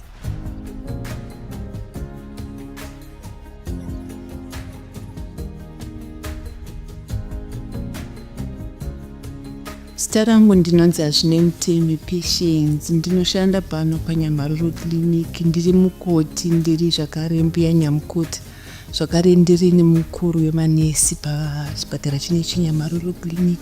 Most of the cases that are coming, we've got some teenage pregnancies, though they are declining a bit. Iva vanouya nevana vanenge vaine mimba, tinovadzidzisa kuti usava wazvitakura uchazvichengetedza sei nguva yakazvitakura. Pauchazvara zvizvi zvatinotarisira kuti nguva yekupreparation zvese uchazvinge uchizoita mwana wako, uchazomuyamwisa, after wamuzvara unofanira kuti yatinoti family planning, so that unochengeta mwana iwe uchiramba uine utano, mwana wako achiita utano, unozvichengetedza sei. Kana tunotesa tona uri HIV, uchazvichengetedza sei kuti urambe uri HIV. Tichivadzisa nezveprevention of mother to child, kuti mwana wako asawani utachiwana kubva kwauri achiuya kwauri. Ngatimuite kadai, so ngatiyamwisei mwana edu nenzira yakati, ngatifidhei mwana edu nenzira yakati.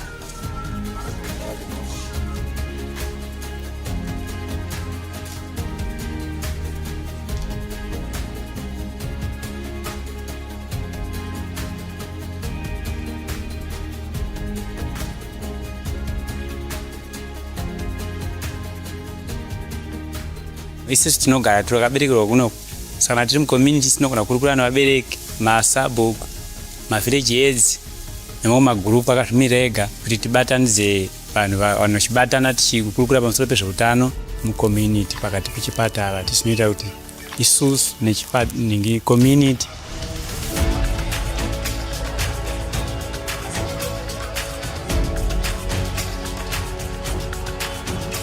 My name is Baylis Maponde. I'm the Vice Provincial Facilitator for Young People's Network on Health and Wellbeing. And as a network, we are the coordinated voice in response to multi-sectoral response to adolescent sexual reproductive health, HIV and AIDS in the whole country. As a network, what we would want to see is young people having access to youth-friendly services. My name is Junior Stole, and I'm a mobile single provider. They come for counseling, then they come for treatment. They are no longer shy. They are also coming for HIV testing and for family planning. So it has also reduced the number of unwanted pregnancies and even HIV itself. And the Director of Family Health in the Ministry of Health and Child Care. The ministry has been working together with our partners. We've been complementing our efforts through the Together for SRHR, which is a combination of our UNF family partners, namely WHO, UNFPA, UNICEF, and UNAIDS.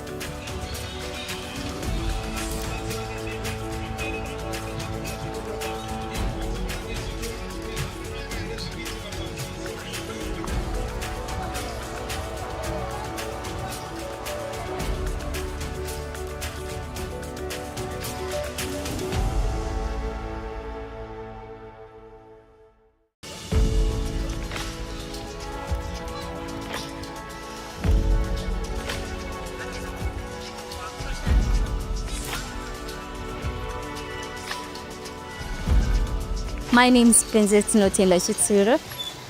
I am a young lady. I'm a YMM, young mentor mother from Zandile. I was born positive, and my parents, they were not ready to disclose it to me. I actually get to know it when I was 17 years old. At that stage, I was a teenager. It was really hard for me to disclose and to cope up with others. I was really scared. I used to isolate myself. I used to hide from other people.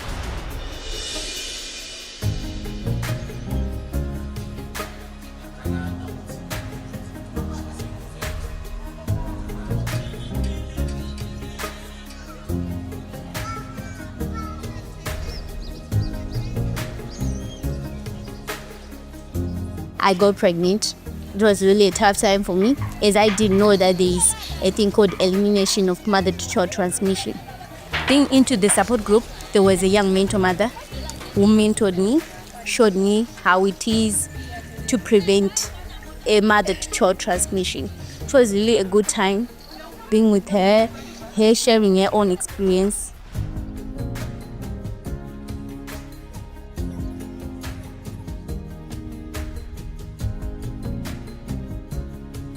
Zita rangu ndinonzi Hazvinemutemi Patience. Ndinoshanda pano paNyamaruru Clinic. Ndiri mukoti, ndiri zvakare mbuya nyamukuta, zvakare ndiri nemukuru wemanesi pachipatara chinechi Nyamaruru Clinic.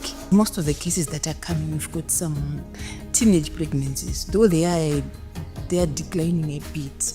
Iva vanouya nevana vanonga vaine mimba, tinovadzidzisa kuti zvava wazvitakura uchazvichengetedza sei nguva yakwazvitakura.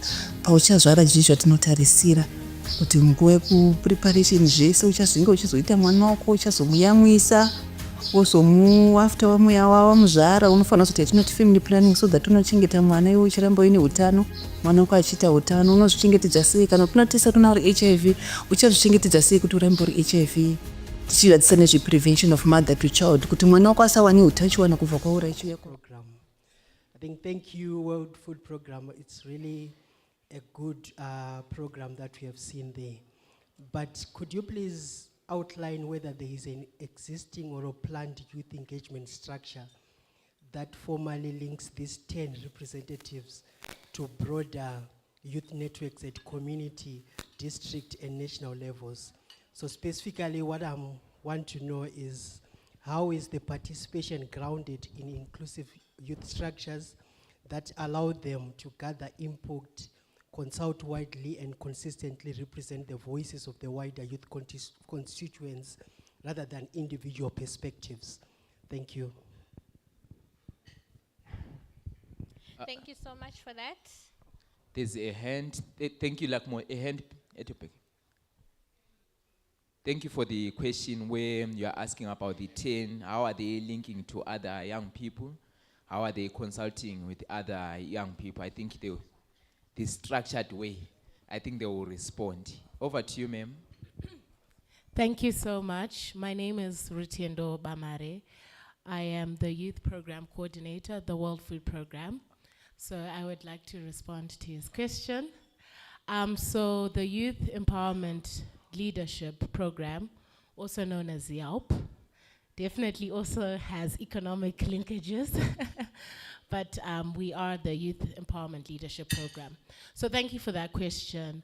In terms of linkages to the broader sort of youth networks at a national and provincial to district level, we do have those connections through our collaboration with the Ministry of Youth. The World Food Program has signed a memorandum of understanding with the Ministry of Youth in hopes to essentially scale up initiatives like the YELP. The World Food Program engages youth beyond the YELP program, but also through different programs, and working closely with the Ministry of Youth, that's how we access the broader youth networks depending on the program. However, in terms of the Youth Empowerment Leadership Program, the hope is that it will be scalable through one UN approach, hopefully having other UN agencies adopt a similar model, also therefore inspiring private sector and other entities in various fields to have similar programs. As World Food Program, we're providing a prototype that engaging youth in this manner works, bringing them into the workforce, getting them work ready, is an approach that not only ourselves, but the broader ecosystem can adopt. And in that way, we are able to also engage more and more youths. Lastly, just to add that our youth team is from different parts of the country. So whilst it's a small effort, we try to engage youth from different parts of Zimbabwe. We appreciate any questions, so feel free to talk to our team and give us feedback, ideas. We're really excited to collaborate and hear from the young people. Thank you. Thank you, thank you. I think there's a hand also from this table.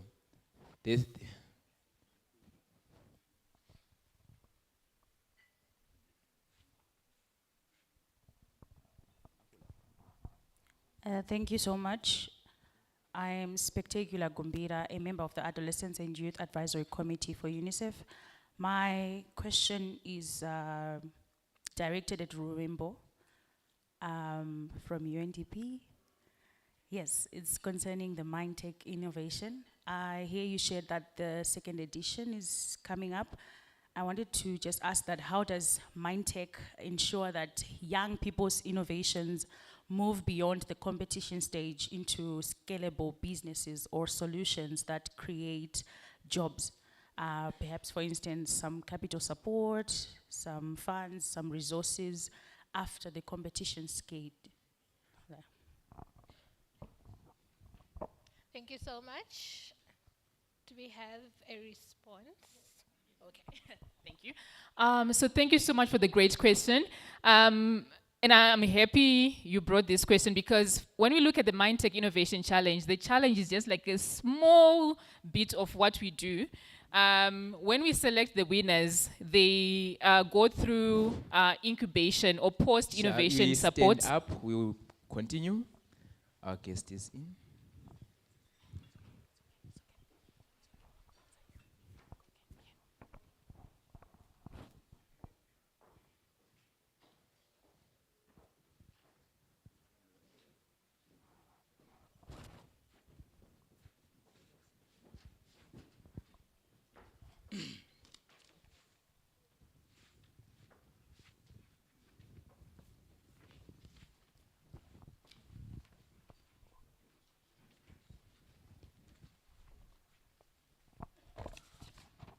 Thank you very much, the guest of honor. Allow us to sing the national anthem, which will be led from the IT guys.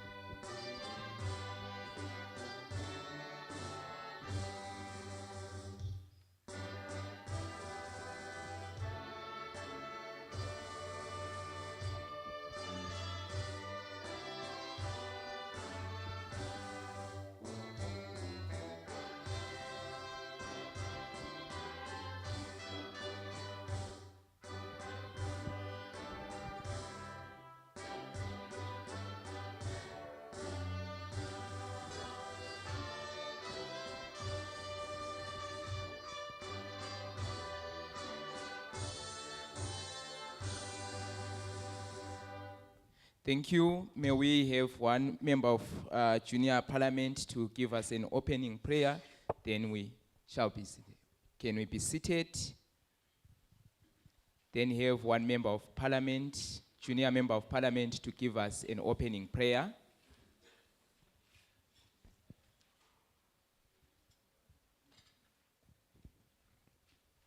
So you can come and take my mic.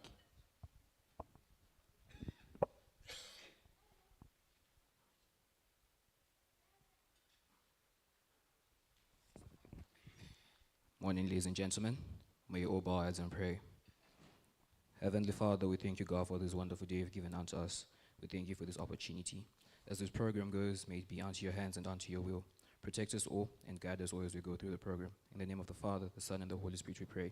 Amen. Thank you. Let's give a round of applause to our honorable member.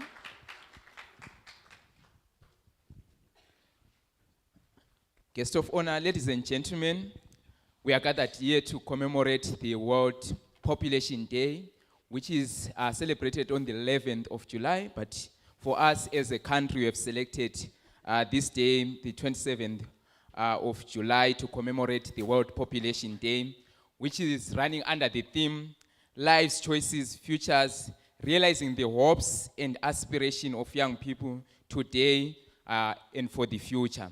At this point in time, I will hand over to Chidadiso, who is going to take us on the objectives of this day. My name is Dumisani Ngwenya. I'm one of the MCs for today. Thank you. Thank you so much, Dumisani. My name is Chidadiso Francisca Mbazo, and as my co-MC has highlighted, we are here to commemorate World Population Day. But not just that, we are also here to launch the Global Survey Report. And, just briefly, so UNFPA went to over 73 countries and asked 108,000 young people about the kind of future they envisioned. We had a few responses, and 88% of young people say financial security is the hashtag #1 thing they need before even thinking about having children. And 72% say money and housing are the biggest barriers stopping them from starting a family. We've been reflecting, we've been talking about how young people are the demographic dividend of our nation, and this is the space. Thank you very much to Chidadiso. Allow me to go through the salutations of the day, the salutations that we are going to be using for today. The guest of honor, Honorable Minister of Youth, Empowerment, Development and Vocational Training, Honorable Tinoda Machakaire. The Deputy Minister of Empowerment, Minister of Economic Empowerment, Development and Vocational Training, Honorable Kudakwashe Mpamanga. Permanent Secretary in the Ministry of Youth, Empowerment, Development and Vocational Training, Mr. Solomon Mhlanga. His Excellency, the President of Zimbabwe, Child President, President Tinashe Mugodi. We also have Acting Ambassador of Switzerland, Mr. Stefano Bett, Ambassador of Korea, J. Queen, UN Resident Coordinator, Dr. Rosemary Kalapurakal, United Nations Resident Coordinator. UNFPA represented Ms. Miranda Tapifo. Other UN agency heads present, fellow cabinet ministers and members of parliament here present, senior government officials here present and represented. The diplomatic corps were present and represented. Civic society partners and private sector leaders. Most important, the vibrant young people of Zimbabwe. May I say, all protocols observed. These are the salutations of the day. A round of applause.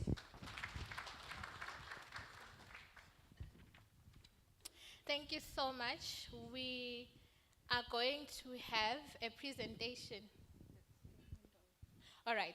We are going to have a statement by the development partner delivered by Mr. Ilyas Shareli, the Deputy Head of Mission of the Kingdom of the Netherlands to Zimbabwe. May we please... Oh, okay. Apologies about that. I'm being informed that we are getting another presentation instead. Okay, we are going to have a presentation, a UNFPA statement and presentation of key findings being delivered by our UNFPA country representative, Ms. Miranda Tapifo. Let's put our hands together for our Chiera. A round of applause.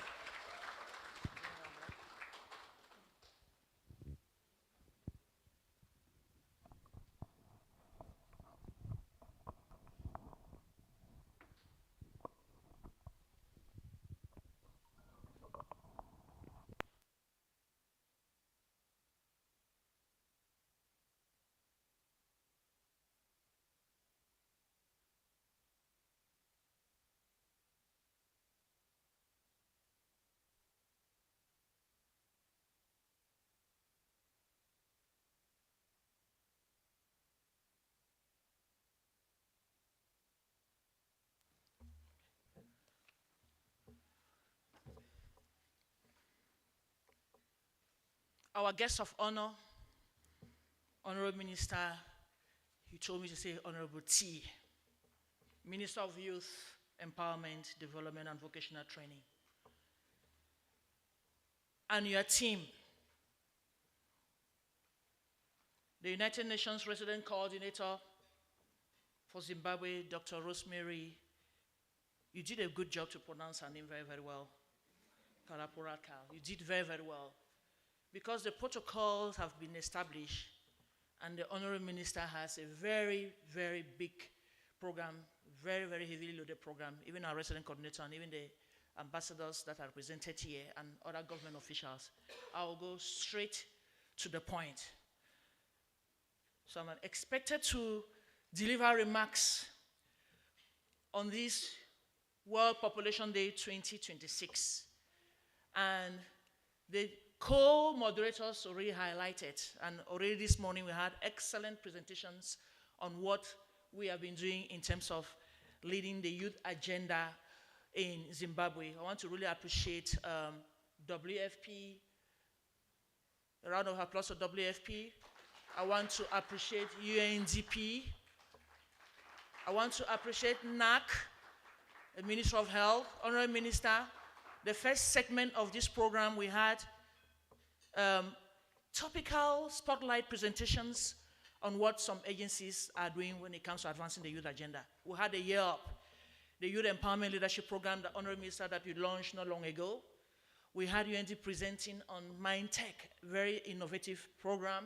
We had the Not in My Village campaign that is transforming the lives of communities when it comes to addressing issues of teenage pregnancies. And as you are going to Parliament, the members of Parliament, Honorable Minister, have requested that they want not in my constituencies, and we are going to be embarking on that. And we believe in other sectors like transport. We are going to have a campaign where young people are going to be saying that not on my road that we're going to have accidents in the country. So on that note, the remarks that I have for UNFPA is just to welcome our guests of honor and all of you who are here to this World Population Day 2026. Today, for the United Nations Population Fund, this World Population Day is not just an agenda or not a day in the calendar. It is a moment of profound reflection. We gather every year, and this year we have gathered under the theme, as we've heard, realizing the hopes and aspirations of young people. And Honorable Minister, that is why we have young people from different categories. Even the members of Parliament, the junior parliamentarians are here, Honorable Minister, that are here, that have been interacting since we got here this morning. So on behalf of the United Nations Population Fund, I want to extend our heartfelt welcome to our guests of honor and all of you who are here to join us celebrate the World Population Day. Introducing the report. I'm going straight now to the report. I hope the report is ready. Introducing the report. Distinguished guests, just go to the first page of the report, please. The first page on the screen. The first page. Today, this UNFPA Global Flagship report that you see there is titled Lives, Choices, Futures, the Demographic Features Survey, and we had an introduction given to us by our MC. For UNFPA, this is not just a report. It is well analytically done, and it is a powerful narrative that is being built across the countries that you heard. 73 countries were consulted. It gives us an unprecedented, intimate look into what the generation of the age group of 18 to 39 years truly thinks when it comes to their hopes and what worries them when it comes to making a family.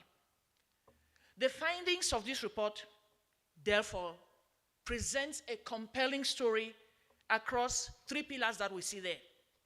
The pillar of lives, the pillar of choices, and the pillar of futures.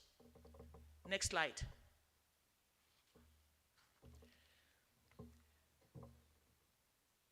On that screen, I hope we are seeing it very well.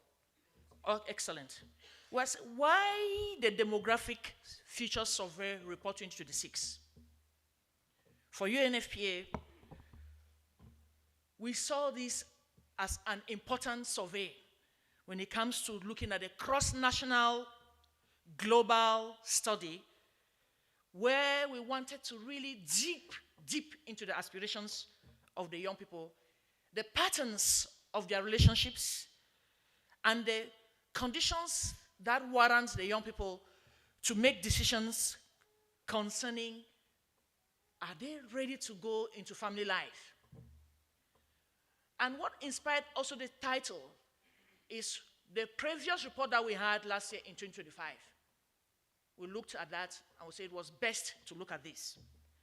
So this report surveyed and identified key issues.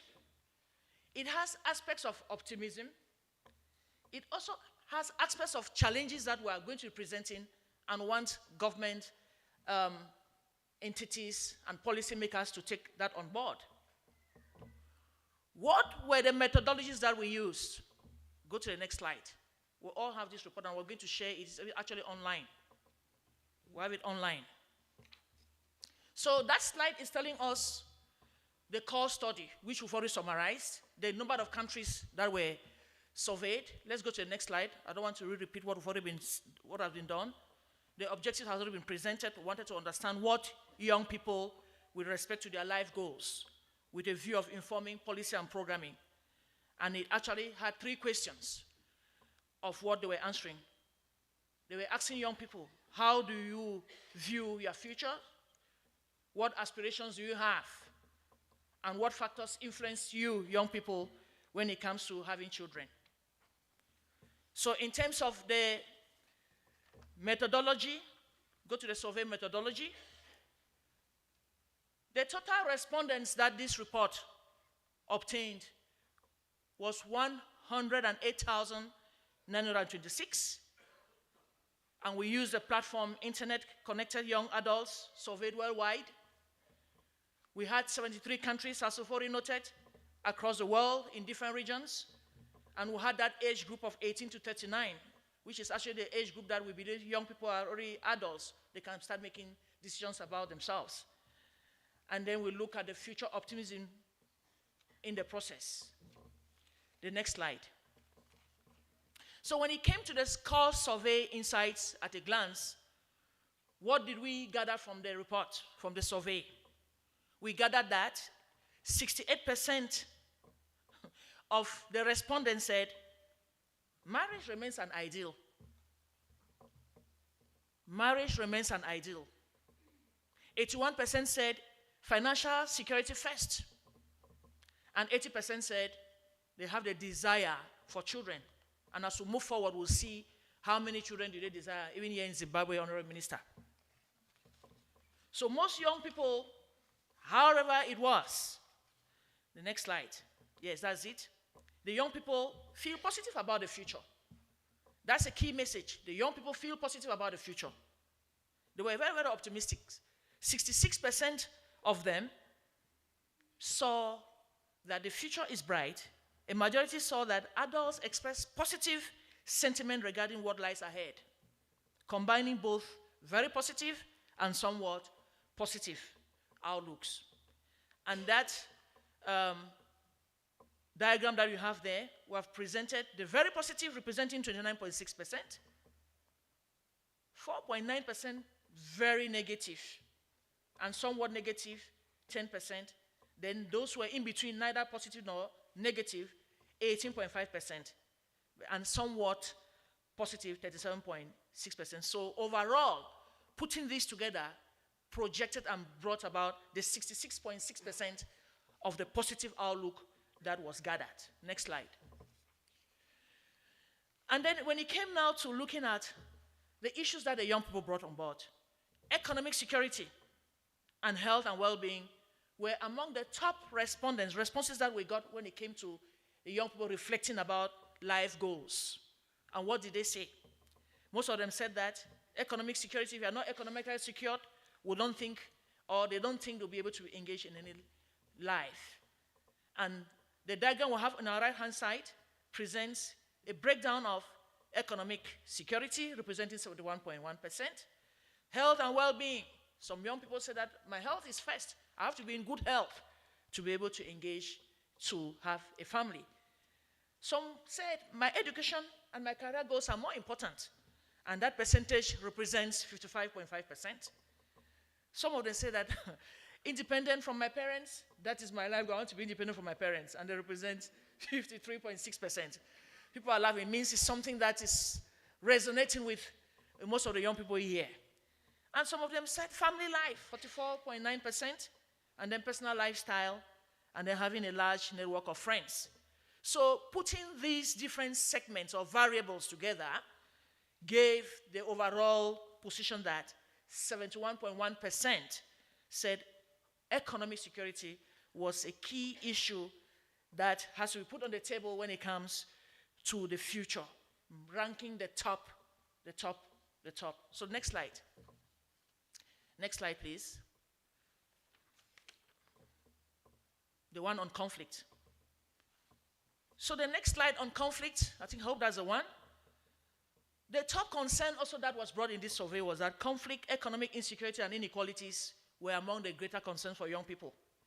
Conflict and security risk, insecurity and inequality risks, health, environmental risk, governance and political risk, social transformational risk, and artificial intelligence risk. All of this was put together and it represented 54.3%. I hope that's where we are. It represents 54.3%. Then when it comes now, next slide. I think the next slide. Yes. That slide talks about economic and housing constraints, topping the list of barriers as they look at the survey. Young people are saying that, how can I engage in family life when I don't have a home? And 28% of them presented that we cannot be engaged, they cannot be engaged in any partnership when they have issues of not having a home, they are not economically sound and strong. So this constituted barriers to them being engaged in any partnership. So the diagram you have on your right-hand side, it presents economic and housing constraints, partner availability and matching constraints, relationship history factors, health constraints, work constraints, and social norms and discrimination. All of these put together represent 28% as constituting the barriers that young people are actually facing when it comes to getting engaged in a partnership or relationship to prepare a future. The next slide. Honorable Minister, distinguished ladies and gentlemen, the slide we have in front of today is not very, very visible. But what is capturing there, or what is being captured there, is that across most regions, this was actually what was captured. They asked young people, what is the ideal family size? If you are to have a family, what is the ideal family size you're going to have based on everything that you have? And the ideal family size across the regions came to be summarized as 2 children is the most common ideal, except for Africa. Except for Africa, Honorable Minister. We are going to go into the depth because when we received this report, Honorable Minister, we said, in as much as we've actually not done a specific analysis for Zimbabwe, we are going to do it. But we have some key information that we have from the Zimbabwe Demographic Health Survey, which actually speaks to what Zimbabwe actually recommends when it comes to the family size.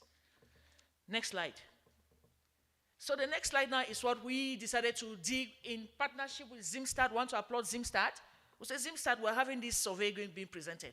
And there's this issue they're talking about family size. And Africa is being presented here. People want, apart from the other regions, because this survey looked at the whole world, Arab states, the Gulf states, Asia and Pacific, East and Southern Africa region where we find ourselves, Eastern Europe, Latin America, Western Europe, West Africa, the whole world in the different regions. But here in Africa, it was not. So we went now and asked Zimstad to pull out from the demographic health survey that was published last year so that we present it during this meeting. during this World Population Day. And ladies and gentlemen, Honorable Minister, that is what it stands for Zimbabwe. Zimbabwe Demographic Survey 2023-2024 key results present the ideal family size that we have there. What do we have? Somebody's reading? What do we have? The ideal family size. This is an authentic report launched officially. The ideal family size increases steadily with the age from 3.1 children among women aged 15 to 19 to 4.3 children among women aged 35 to 39. Distinguished guests, this is our Zimbabwe Demographic Health Survey that actually ZIMSA did, and want to applaud the Ministry of Health. It was done under the tutorship of Ministry of Health. Want to applaud the ministry. So this is it. The story is here. So we have for Zimbabwe. Next slide. The next slide. Good. That is a summary. In this slide, what we are presenting is economic and housing constraints, top barriers for young people to have children. It represents 38.7%. Top active barrier, economic and housing constraints present the single most significant obstacle. The young people who responded, we cannot, without a house, we cannot have a family. That is it. You want to have a family, you must be able to have a house. You must be economically viable to be able to have children. So this was presented as top barriers to having children. Lack of a suitable partner, it represented 34.7%. Health and reproductive concerns. Honorable Minister, young people, when we talk about partners, it gets them excited. We know Honorable Minister is going to talk about that. Already reached intended family size, 24.1%. Support gaps and intensive parenting, 23%. Partner preferences not to have children, 21.3%. Macro level uncertainty and external risk, 21.2%. And care responsibilities towards others. It represents that as barriers to having children by young people. But we have the first three. That is what we have highlighted in the orange ink. Economy and housing constraint, number 1. Lack of suitable partner, number 2. And health and reproductive concerns, number 3. Those are the top 3. Next slide. The next slide. The survey looked into the top non-negotiable preconditions for parenthood. It represented 88%. Financial security ranks as the single most critical precondition for parenthood among the respondents, closely tied to with employment stability. So I'll go straight to what we have on our right-hand side. Financial security, stable employment, emotional readiness. All of that, if you look at the minimal, the variable there stands, that's what we get 88%. We have 88% for financial security.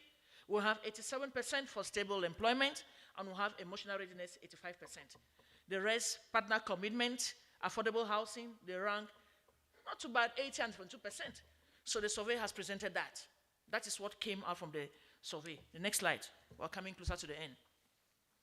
So, Honorable Minister, distinguished guests, what are the key takeaways from this survey? And I think when we get the minister speak and other speakers, minister is going to be digging into what it represents for us in Zimbabwe. What are the key takeaways? Number 1, partnership and parenthood values.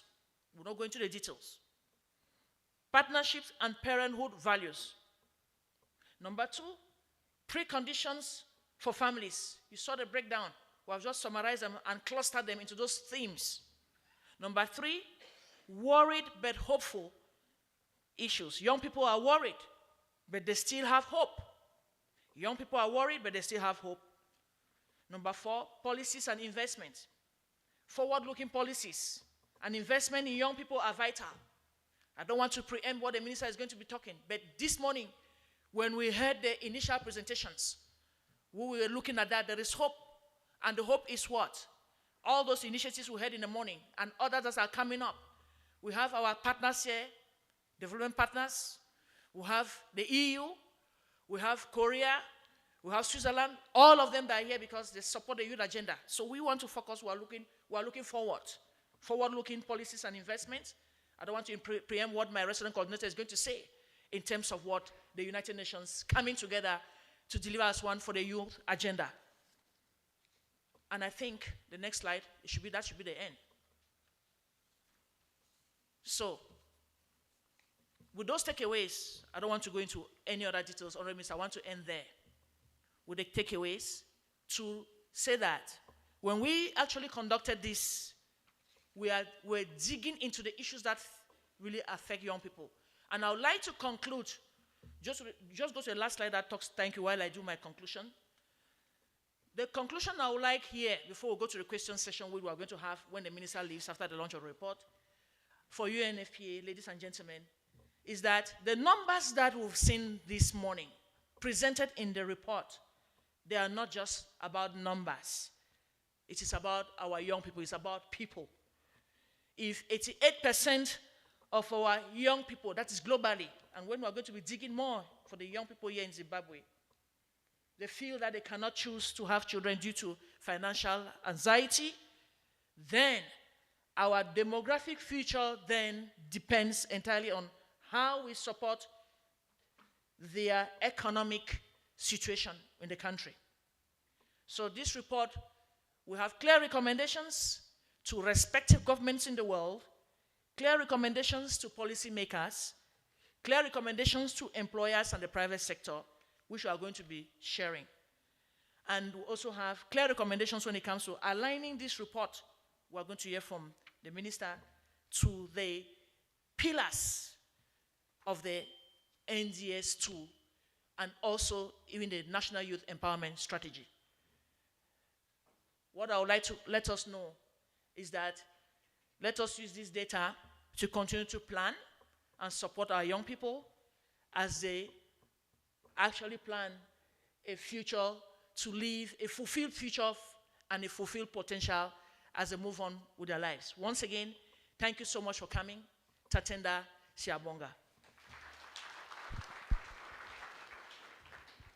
Thank you so much to our UNFPA country representative for those powerful opening remarks. This reminds us that investing in young people is not just the right thing to do, but it is definitely the smart thing to do. At this point in time, allow me to introduce someone who is new to Zimbabwe, having just presented her credentials last month, and she's going to take us through the United Nations Family Statement. Ladies and gentlemen, allow me to welcome Dr. Rosemary Kalapurakau, the UN Resident Coordinator for Zimbabwe. Let's give her a warm, energetic welcome. Thank you, Madam MC. I decided to stand here because we quickly changed that program to suit the time that the Honorable Minister has with us. So we decided to allow our resident coordinator to come after we'll hear from His Excellency, the Child President of the Republic of Zimbabwe. Mr. President, over to you, please. Can you come?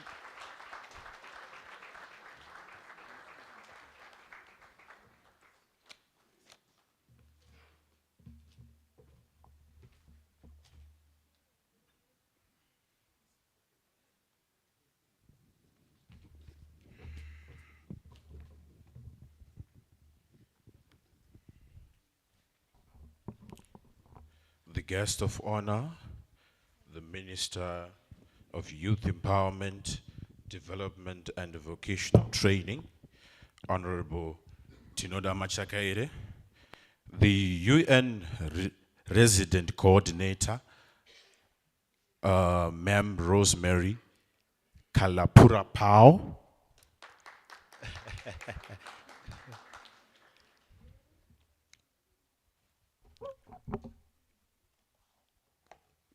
I stand before you today with profound humility and an unshakable conviction that the destiny of Zimbabwe will neither be determined by the eloquence of our speeches nor by the significance of our aspirations alone. It shall be determined by our willingness to transform aspirations into action, vision into policy, and hope into measurable progress.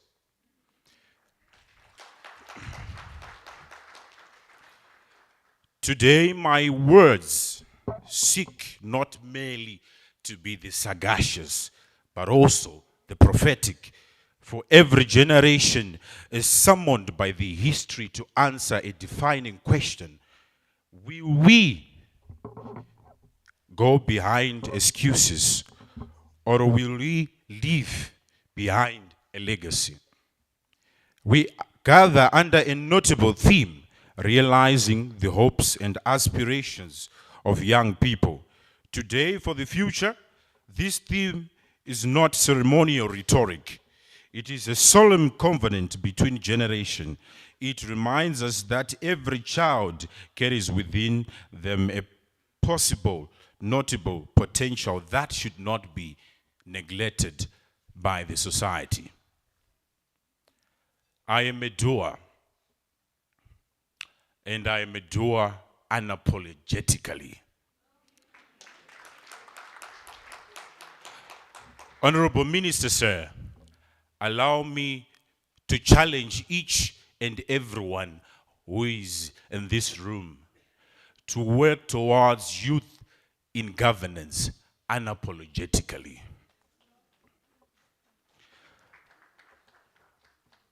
We must refuse to become a generation that normalizes hardship simply because hardship has endured. Neither should we fumble the extraordinary democratic dividend entrusted to our nation. A youthful population is not a burden to be managed. It is a strategic advantage to be cultivated. If we invest wisely in education, health, innovation, and leadership, today's young people will become tomorrow's architects of prosperity. Leadership, therefore, is not an ornament of authority. Leadership is stewardship. Leadership is accountability. With these few words, I thank you.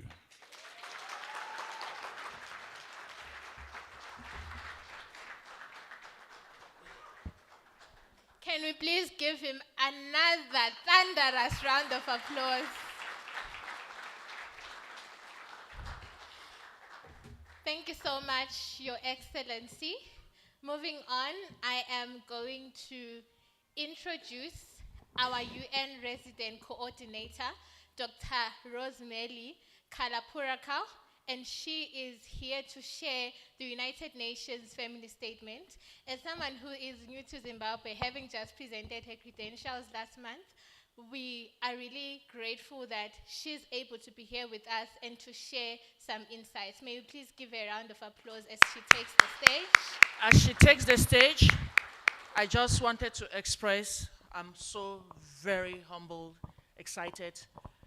That's why I'm standing here. I didn't go to take my seat because I wanted to introduce our resident coordinator, Dr. Rosemary Kalapurakau.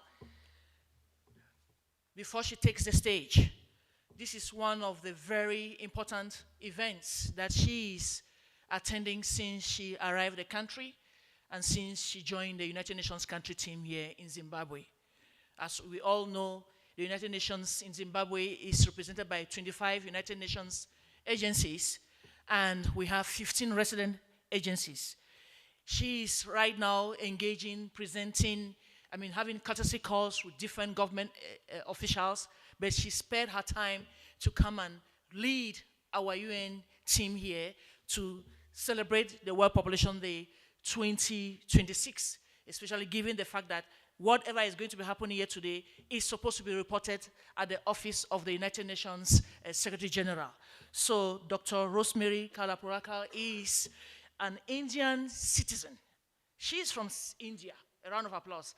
When we're dealing with young people, we have to be very vibrant, and she's very energetic. So as an Indian development expert who serves the United Nations in this country right now, as we heard, she was appointed by the United Nations Secretary General, Antonio Guterres, on the 1st of June 2026. And she came to Zimbabwe. And on the 25th of June, I think we all saw in the media. She presented her credentials. So I want us to know, as we get to familiarize ourselves with her, she is the most senior United Nations official in Zimbabwe. So the rest of us, as UN representatives or country directors, we serve under her leadership. She is the most senior United Nations person here in this country. With those few introductions, we're going to be knowing her more and more. My dear sister Rosemary, that's how she said I should call her. Please, you are most welcome to deliver your remarks on behalf of the UN family.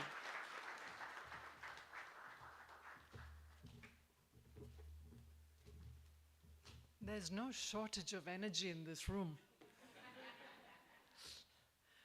Distinguished guest of honor, Honorable Minister of Youth Empowerment, Development and Vocational Training, Tinoda Machakaire.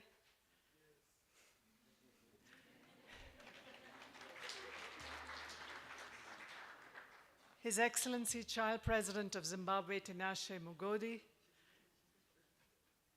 government officials, UNFPA Country Representative Miranda Tabifor, UN agencies, civil society, private sector, and above all, the young people of Zimbabwe, all protocols observed. Mangwanani Maskwarise.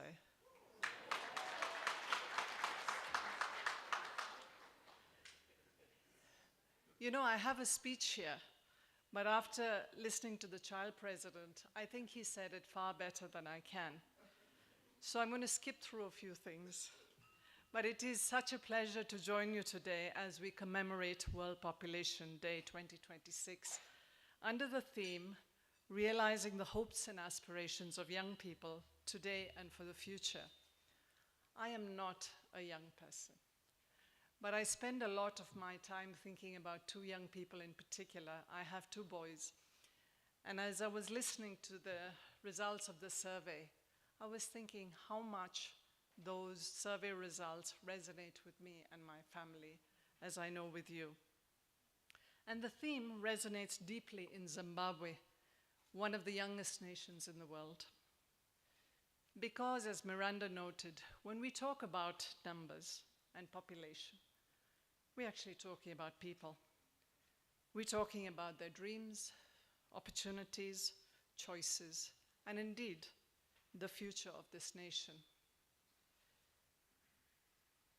If we are serious about realizing the hopes and aspirations of young people, we must first listen to them, understand their concerns, and allow that evidence to shape the decisions we make. There's an old saying, we treasure what we measure. That is why this survey matters. I wish to recognize the United Nations Population Fund, UNFPA, for its leadership in generating this evidence we are discussing today, and for its long-standing commitment to advancing the rights, health, and well-being of young people. From the survey, we see that young people across the world aspire, as have generations before them, to lead meaningful lives, have decent work, healthy families, and a better future. What often stands in their way is not a lack of ambition, but a lack of opportunity. It tells us, the survey tells us, that many youth today worry about economic uncertainty, inequality, and prospects for the future. But yet, they remain optimistic, and that optimism should inspire us. Young people have not given up on the future. The question really is whether we, as leaders and institutions, are doing enough to help them achieve it. Zimbabwe stands at a defining demographic moment. It possesses, with its dynamic youth population, one of its greatest assets for achieving inclusive growth, innovation, and sustainable development. But this demographic dividend is never automatic. It depends on whether youth have access to quality education, market-relevant skills, decent jobs, health services, and meaningful opportunities to participate in society. And it depends on how we invest in them, not as beneficiaries of development, but as partners and leaders of development. Unfortunately, recent data from Zimbabwe indicate that close to half the youth here are idle. They're not in education, employment, or training. That reality should concern all of us because it represents not only lost economic potential, but also deferred dreams and untapped talent. Dear colleagues, the challenge before us is not whether Zimbabwe's young people are ready. To the young people here today, I say this directly. Your aspirations, your voice, your leadership matters. You are not waiting for the future, you are already shaping it, leading change in ways both large and small. The challenge is whether the systems around you are ready to support your ambitions. I want to commend the government of Zimbabwe, particularly the Ministry of Youth Empowerment, Development and Vocational Training, for placing youth development at the center of national priorities. Please count on the United Nations as a committed partner in advancing these priorities, especially as we start the next cycle of cooperation next year. Since education, health, livelihoods, gender equality, and participation are deeply interconnected, progress in one area reinforces progress in all others. That's why our approach is simple. Expand choices, strengthen opportunities, protect rights, amplify youth voices. The evidence is clear. Many people in this room have the power to turn those aspirations into reality through policies, investment, partnerships, programs. So let us commit to acting on what we have heard. Let us commit to investing in young people with the same confidence that they continue to invest in the future. Miranda said I was the senior-most UN official in Zimbabwe, but I want to read to you the statement from the senior-most UN official anywhere, the Secretary General of the United Nations. On this World Population Day, we celebrate the hopes and aspirations of young people everywhere, as well as their immense potential to forge a better future. They are inheriting a world rocked by conflict, inequality, climate chaos, and new technologies, and they are rising to the challenge with fresh perspectives and fearless leadership. Their energy and insights, coupled with the wisdom and experience of older generations, can help unlock the solutions we need. This year's theme reminds us that all young people deserve the freedom, opportunity, and support to shape their own lives and contribute meaningfully to their communities. That includes the right to make informed choices about their bodies, lives, and futures, as affirmed by the World Programme of Action for Youth and the International Conference on Population and Development Programme of Action. Across the globe, young people are stepping up as leaders, innovators, activists, and more to tackle shared challenges. We must match their determination with greater investments in education, sexual and reproductive health, decent work, and real participation in decision-making. And we must ensure that rights, choices, and opportunities are within reach of all people, young and old. Together, we can build a more peaceful, just, and inclusive world for everyone. Because, and coming back to my voice, the youth agenda is a sustainable development agenda, and it is ultimately a nation-building agenda. If we invest in young people today, we invest in a more prosperous, more inclusive, and more resilient Zimbabwe tomorrow. Please count on the United Nations to stand with the government and people of Zimbabwe in making that vision a reality. Maitabase. We are also deliberating on the issues that affect us, and the government is already acting upon those issues. At this point in time, let's put our hands together for Mr. Solomon Mhlanga, who will come and introduce the guest of honor. A round of applause. Thank you very much, Director of Ceremonies. And a very good afternoon to all who are in this room. Colleagues, the Minister of Youth Empowerment, Development and Vocational Training is here in full force in support of the agenda. And key to it, one of the themes here, realizing the hopes and aspirations of young people today and for the future. This is what the Minister of Youth Empowerment is there for. And my role today will be to kindly invite the Deputy Minister of Youth Empowerment, Development and Vocational Training, Honorable Kudakwashe Mpamanga, who is with us here. I'm kindly inviting the Honorable Deputy Minister to come forward and introduce the Honorable Minister. Honorable Deputy Minister.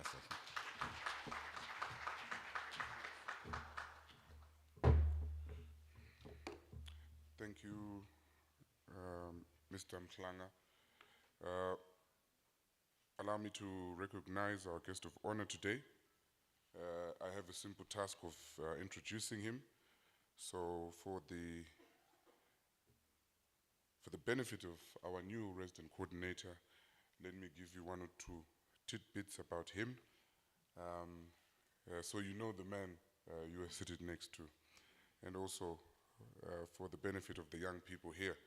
Ladies and gentlemen, distinguished guests, today I have the honor and privilege of welcoming a dynamic young leader whose journey exemplifies vision, resilience, innovation, and an unwavering commitment to the empowerment of Zimbabwe's young people. Had we more time, I would share with you a plethora of stories of what we mean by resilience. This man has come from far. Our guest of honor, the Honorable Minister of Youth Empowerment, Development and Vocational Training, Honorable Tino Machakaire, is a distinguished businessman in his own right, accomplished parliamentarian, and a dedicated public servant whose leadership continues to inspire many across our nation. Since his election as a Member of Parliament for Wedza South in 2018, he has consistently demonstrated a passion for service and development. His contributions as a former Deputy Minister of Youth, Sports, Arts and Recreation, and currently as Minister of Youth Empowerment, Development and Vocational Training have positioned him at the forefront of initiatives aimed at creating opportunities for young people through entrepreneurship, skills development, and economic empowerment. He also doubles as the Secretary for Youth Affairs in the Politburo. He remains a strong advocate for youth inclusion, innovation, and sustainable development, while championing policies that strengthen the participation of young people in national development and support Zimbabweans across the globe.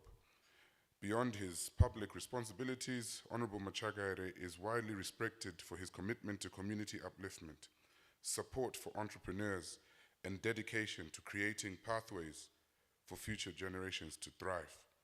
As the great statesman Nelson Mandela once said, the youth of today are the leaders of tomorrow. Through his leadership and service, Honorable Machakaire continues to help transform that vision into reality. Ladies and gentlemen, may we all now rise and join me in extending a warm welcome to the Honorable Minister of Youth Empowerment, Development and Vocational Training, Honorable Tino Machakaire. Honorable Sir.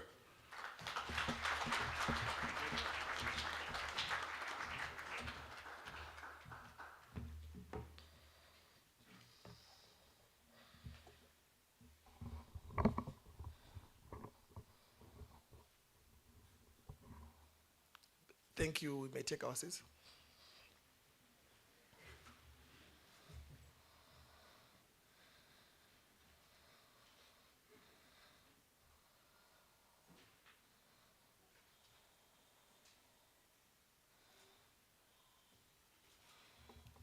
Salibonani. Linjani. Banjani abanye emakhaya. Ndagona. Okay. Allow me in a special way to acknowledge the presence of our Deputy Minister of Youth Empowerment, Development and Vocational Training, Honorable Kudakwashe Mpamanga. our permanent secretary in the Ministry of Youth Empowerment, Development and Vocational Training, Mr. Solomon Mhlanga. Honorable members of parliament here present, United Nations Resident Coordinator, Dr. Rosemary Kalapura Kao.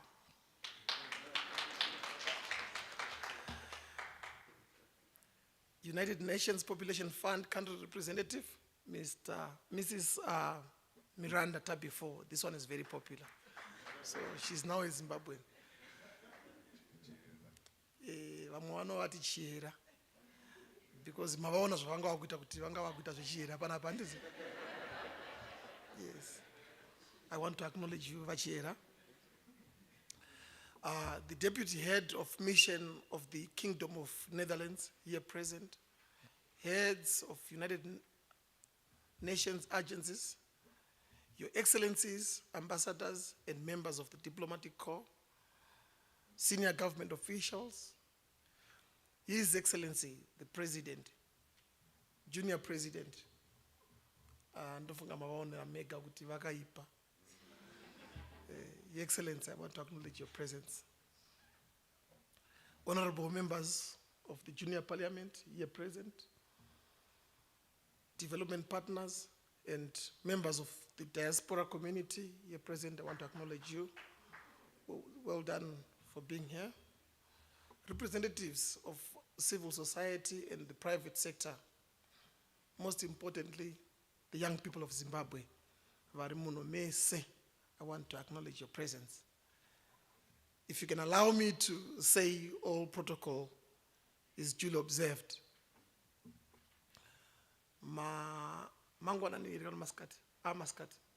Good afternoon.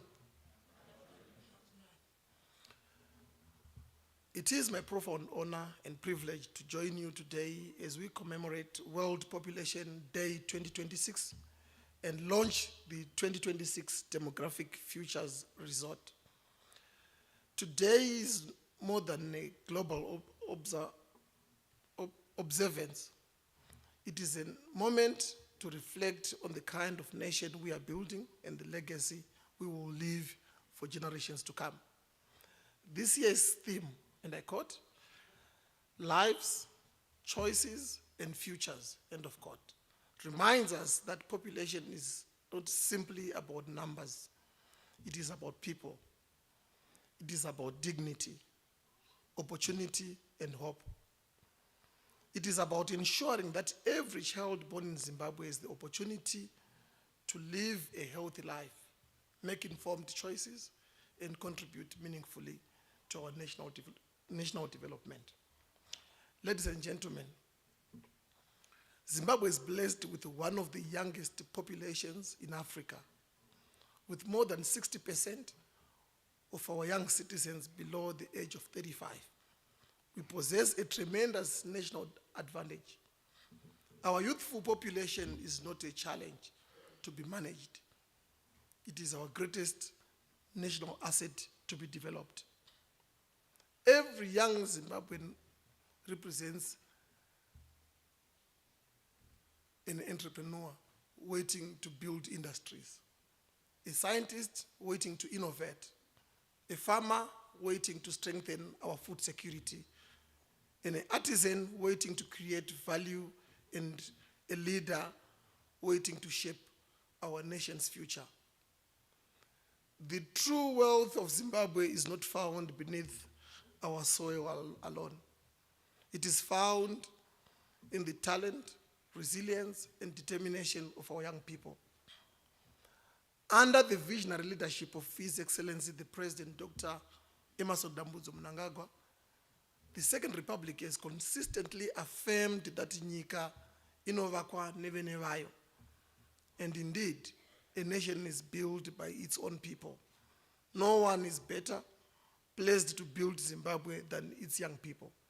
Imimi ndimi munofana kuvaka nyika yenyu sevana veZimbabwe. The government's commitment to youth empowerment has never been stronger.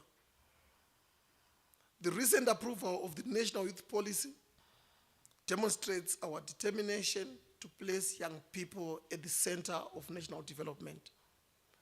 This policy provides a clear roadmap to unlock youth potential through economic empowerment, skills development, digital transformation, innovation, health and well-being, environmental sustainability, and meaningful participation in governance.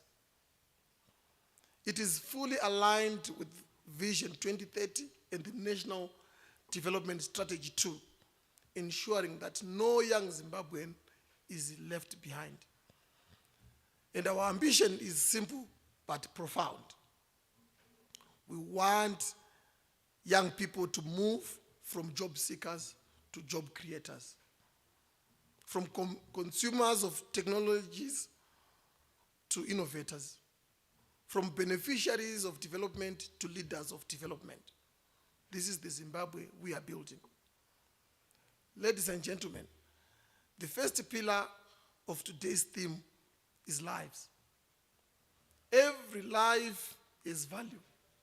Every young person deserves access to quality education, healthcare, skills development, and opportunities that enable them to reach their full potential. A healthy and educated population is the foundation of a prosperous nation. This is why government continues to expand vocational training centers, strengthen youth empowerment programs, and intensify the fight against drug and substance abuse. Drug abuse destroys dreams, weakens families, and robs our nation of its greatest resource, its young people. Our response, therefore, goes beyond law enforcement. We're investing in prevention, rehabilitation, mental health, support, and community-based interventions because every young life matters. Ladies and gentlemen, on the second pillar, we are talking about choices. Meaningful choices can only exist where opportunity exists. Young people cannot fully exercise their freedoms without education, employment, access to healthcare, and economic empowerment. Government, therefore, remains committed to creating an environment where young Zimbabweans have the confidence and capacity to determine their own futures. Through Empower Bank, youth innovation hubs, entrepreneurship programs, and vocational training, we are equipping our young people with the tools they need to succeed.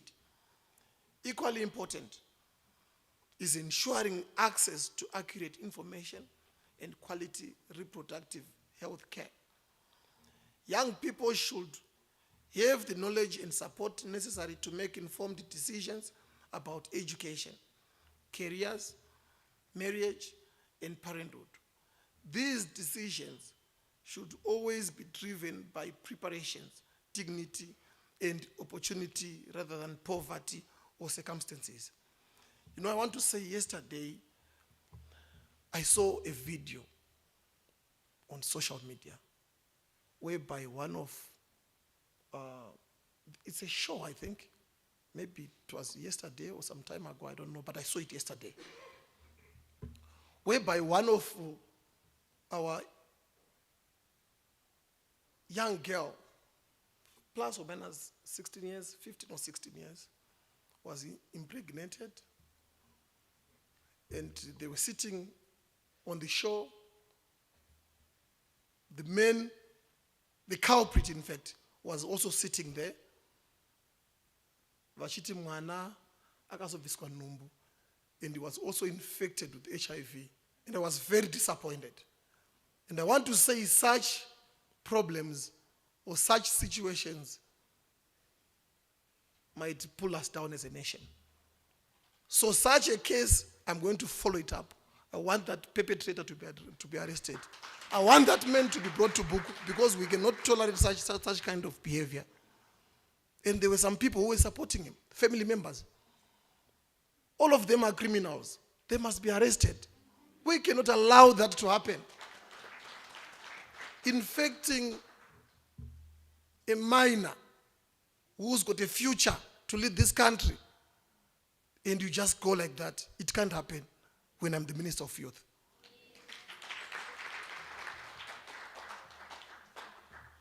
Ladies and gentlemen, on the final pillar is future. You're talking of futures. The future of Zimbabwe will be determined by the investments we make today.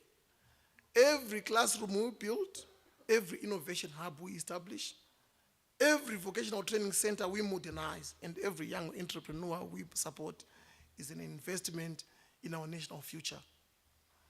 Our demographic dividend will only become a demographic advantage if we invest deliberately in our people. That is why government continues to prioritize industrialization, digital transformation, innovation, agriculture, mining, and entrepreneurship as key drivers of youth empowerment. We are building an economy where young people are not spectators, but active participants and leaders. Ladies and gentlemen, the recently launched national framework to prevent and manage adolescent pregnancies, together with the revised national clinical guidelines, reflects government's commitment to protecting the health, dignity, and aspirations of our young people.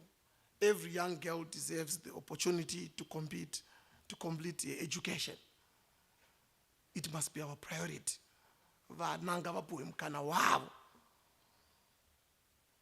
Every young boy deserves opportunities that allow him to contribute positively to society. Every young person deserves hope. Ladies and gentlemen, the 2026 Demographic Futures Report that we launch today provide us with valuable evidence for planning. Good policy must be informed by credible data. When we understand our population, we make better decisions about education, health, employment, housing, infrastructure, and economic development. This report should therefore serve as a call to action for government, development partners, academia, the private sector, and communities to work together in shaping Zimbabwe's future. Ladies and gentlemen, allow me to conclude with this thought. The true measure of a nation is not how many people it has, but how many young people it empowers. If we invest wisely in our youth today, history will remember this generation as the one that transformed Zimbabwe's demographic advantage into lasting national prosperity. Let us choose hope over fear. Let us choose hope. Let us choose opportunity over limitation. Let us choose unity over division.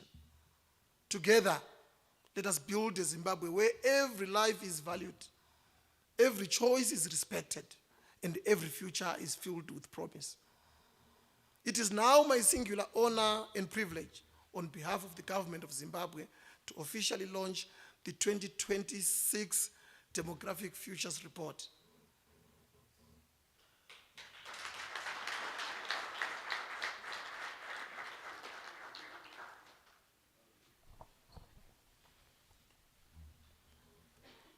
May God bless you.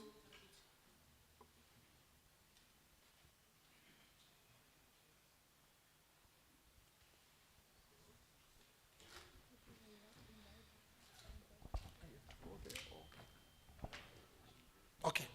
May God bless the young people of Zimbabwe. May God bless our development partners. May God continue to bless the Republic of Zimbabwe. I thank you.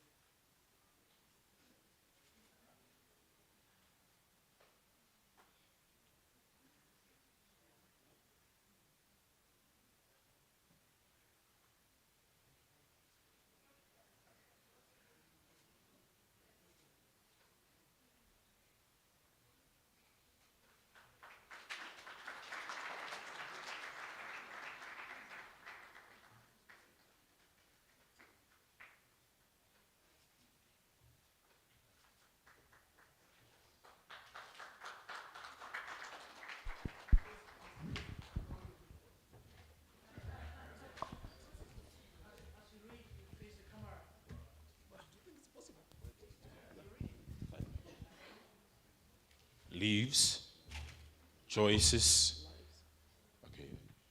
lives, choices, and futures. What young people want and what shapes their decisions about relationships and parenthood. Findings from the Demographic Futures Survey 2026.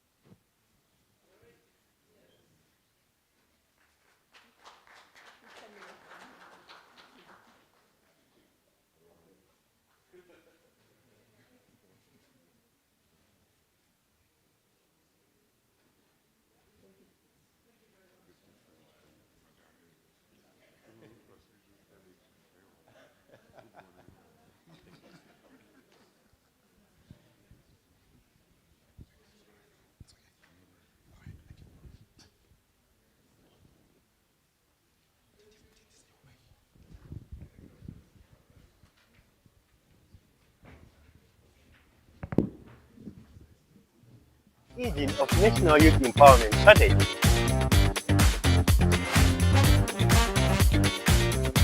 National Development Strategy 2 demands food security. As youth in agriculture, we are climate-proofing our future. Supply chain is the backbone, moving hope and assistance to where they are needed most.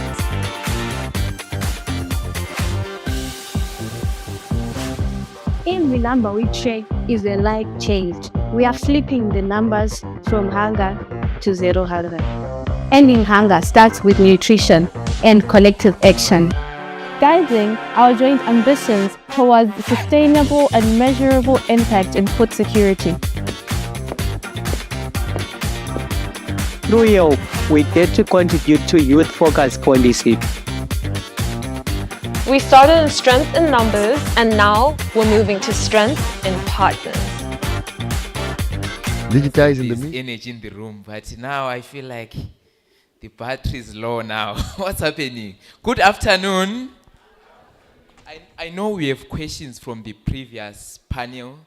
I think let's keep them. We are going to reflect after this panel that we are going to be having. The panel is entitled Bridging the Opportunity Gap. And we are going to be having health and well-being being presented by Young People's Network on Health and Well-being. Let's clap hands for Zipozenko Sindlovu. Then we are going to look into youth leadership and governance. Junior Parliament Representative, His Excellency the Child President Tinashe Mgodi. Let's clap hands for His Excellency. Then we are going to look into quality education and skills development by education advocate Alicia Machokoto. Let's clap hands for our panelists. Then we are going to look into employment and entrepreneurship by Plan International, Enway Makandavire. Let's clap hands for Enway. Let's come up front, my panelists.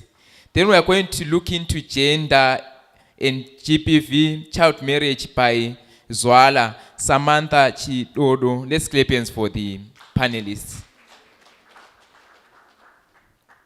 My panelists, where are you?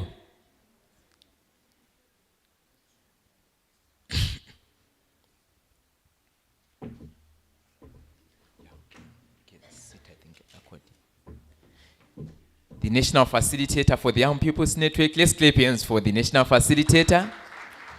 We've got His Excellency, the Child President. Let's clap hands for him.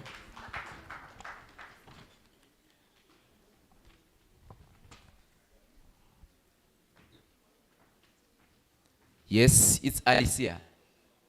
Alicia. Let's clap hands for Alicia. This is a youthful panel. Now we are left with, from Plan International, any representative? You are here. You are N-Way. Let's clap hands for N-Way. Then from Zwala, Samantha. Where is Samantha?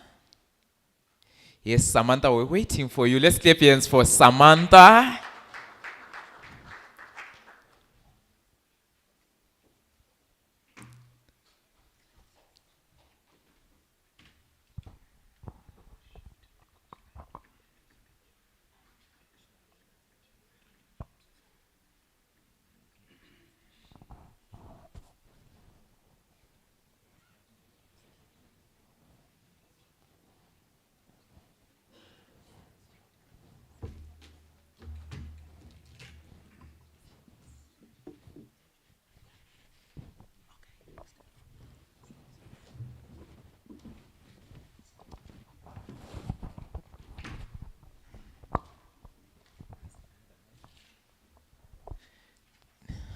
Ladies and gentlemen, this is our panel for the session that is entitled Bridging the Opportunity Gap. There is an opportunity in Zimbabwe because already we've been talking about the demographic of Zimbabwe. Zimbabwe being a young country, we have got that opportunity for us to harness that demographic dividend.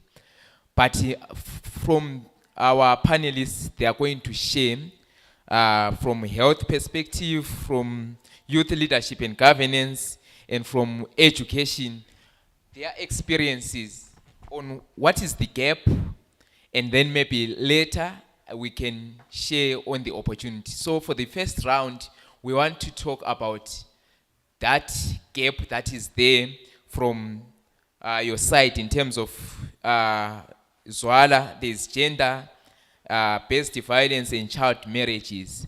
What is that gap that we see as a nation? Over to you. Just introduce yourselves and then you tell us about the gap that you are seeing. Over to you, ma'am. Good afternoon, everyone. My name is Samantha Chidodo. I am an intern, a graduate intern at Zimbabwe Women Lawyers Association. Following the question that has been asked, I just want to share about gender-based violence and child marriage. I'm a survivor of child marriage. I'm also a law graduate, and I'm also an advocate against child marriage and gender-based violence.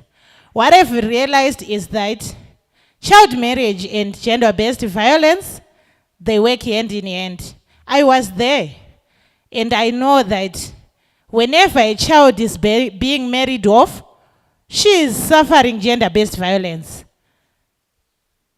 I was married at a tender age. I was married off at 15, and I felt like my life was shattered. I felt like my whole future was shattered.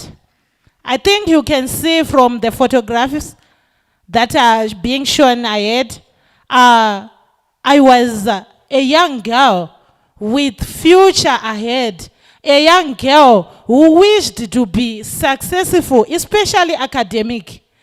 I was academically gifted, but child marriage and gender-based violence took my life away.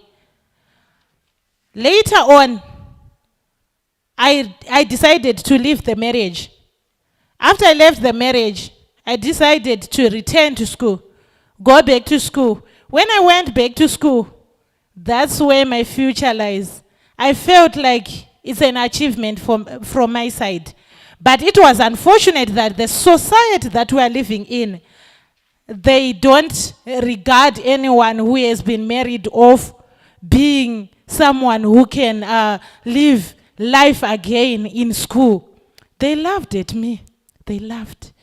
And I was someone who said, no, Yes, you can laugh at me, but I have a future to hold. I have a future that I need to fulfill. Me and my son, we were also suffering from having food. I have to take care of my son. I have to take care of myself. I have to clothe myself. I have to return to school. I have to make sure that my son have everything that he needs. Also, I've made sure that I will empower myself. I started by gardening. I made sure that I planted tomatoes and sell it. I made sure that those tomatoes will take care of us, me and my son. I come from a village whereby there are remote areas there. And in my village, I made sure that I will be someone whereby someone can notice and know that child marriage cannot shatter the future of people. I wanted to go back to school. I wanted to be a lawyer. I wanted to go to university. But I noticed that the university I wanted to go to was a university that needed around 967 US dollars. By selling tomatoes, that was not enough. I had to make sure that I will improve entrepreneurially. I will improve the entrepreneurship part. And I made sure that I resell bills, the clothes, the second-hand clothes. I would make sure that I sell fresh produce from the market. I would wake up at 4 a.m., go to the market, make sure that I order my stuff and I sell it. I need to pursue my law degree. I need to take care of my child as well. So what I did is, when I sell the fruits, I will make sure my time also should be spared to have something like to go to the library, to make sure that I will pursue that law degree. I will read, and I will make sure that I will pass. I tried my best, and this year, May 2026, the dream came true. I was someone, I cried, and I made sure that I graduated with a law degree. Those 5 years was not easy for me. I started, that was 7 years.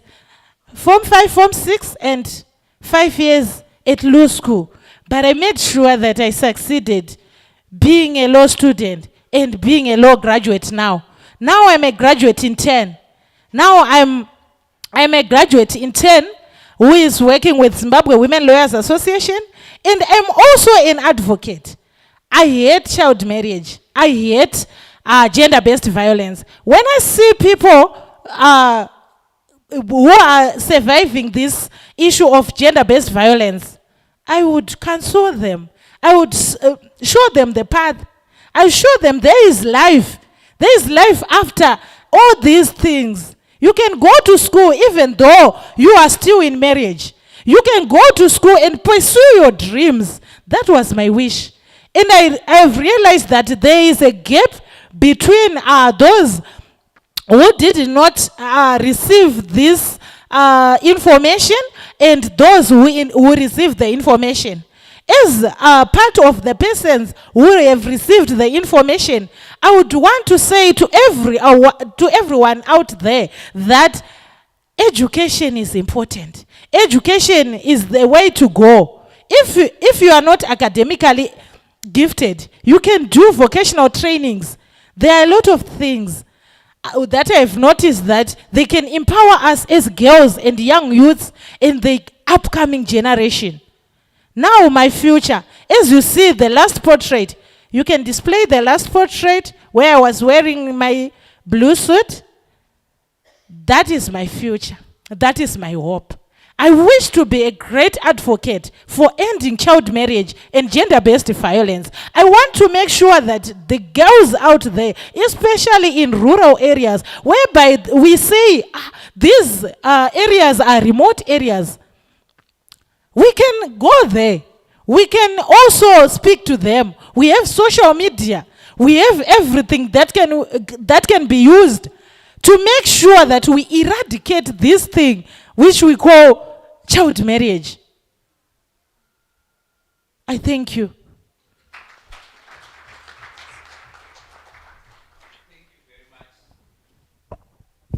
Thank you very much from our advocate for sharing the experience. These are the experience, the lived experience by young people.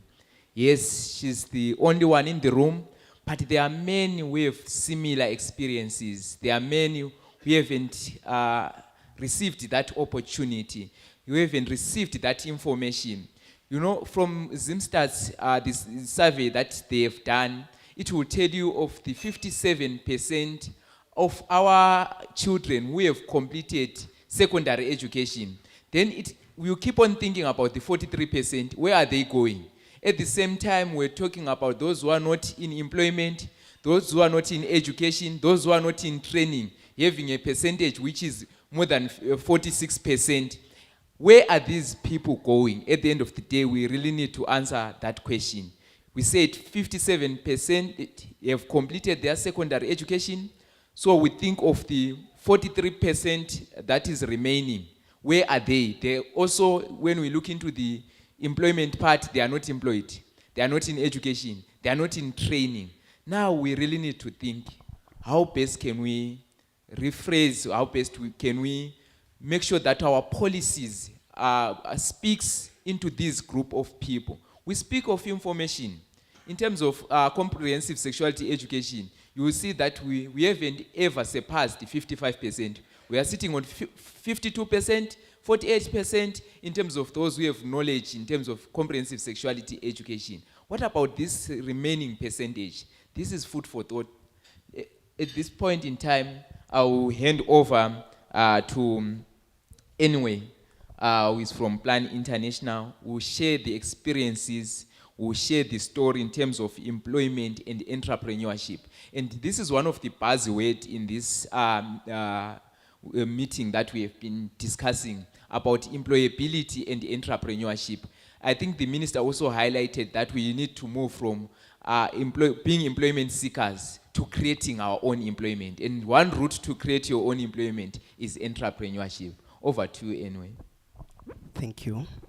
My name is Anyway Mkandavire from Hobley, Harare South. I'm a young entrepreneur. My journey as a young entrepreneur began when I received a startup kit by Plan International and UNFPA under the project YEE, Youth Economic Empowerment Project.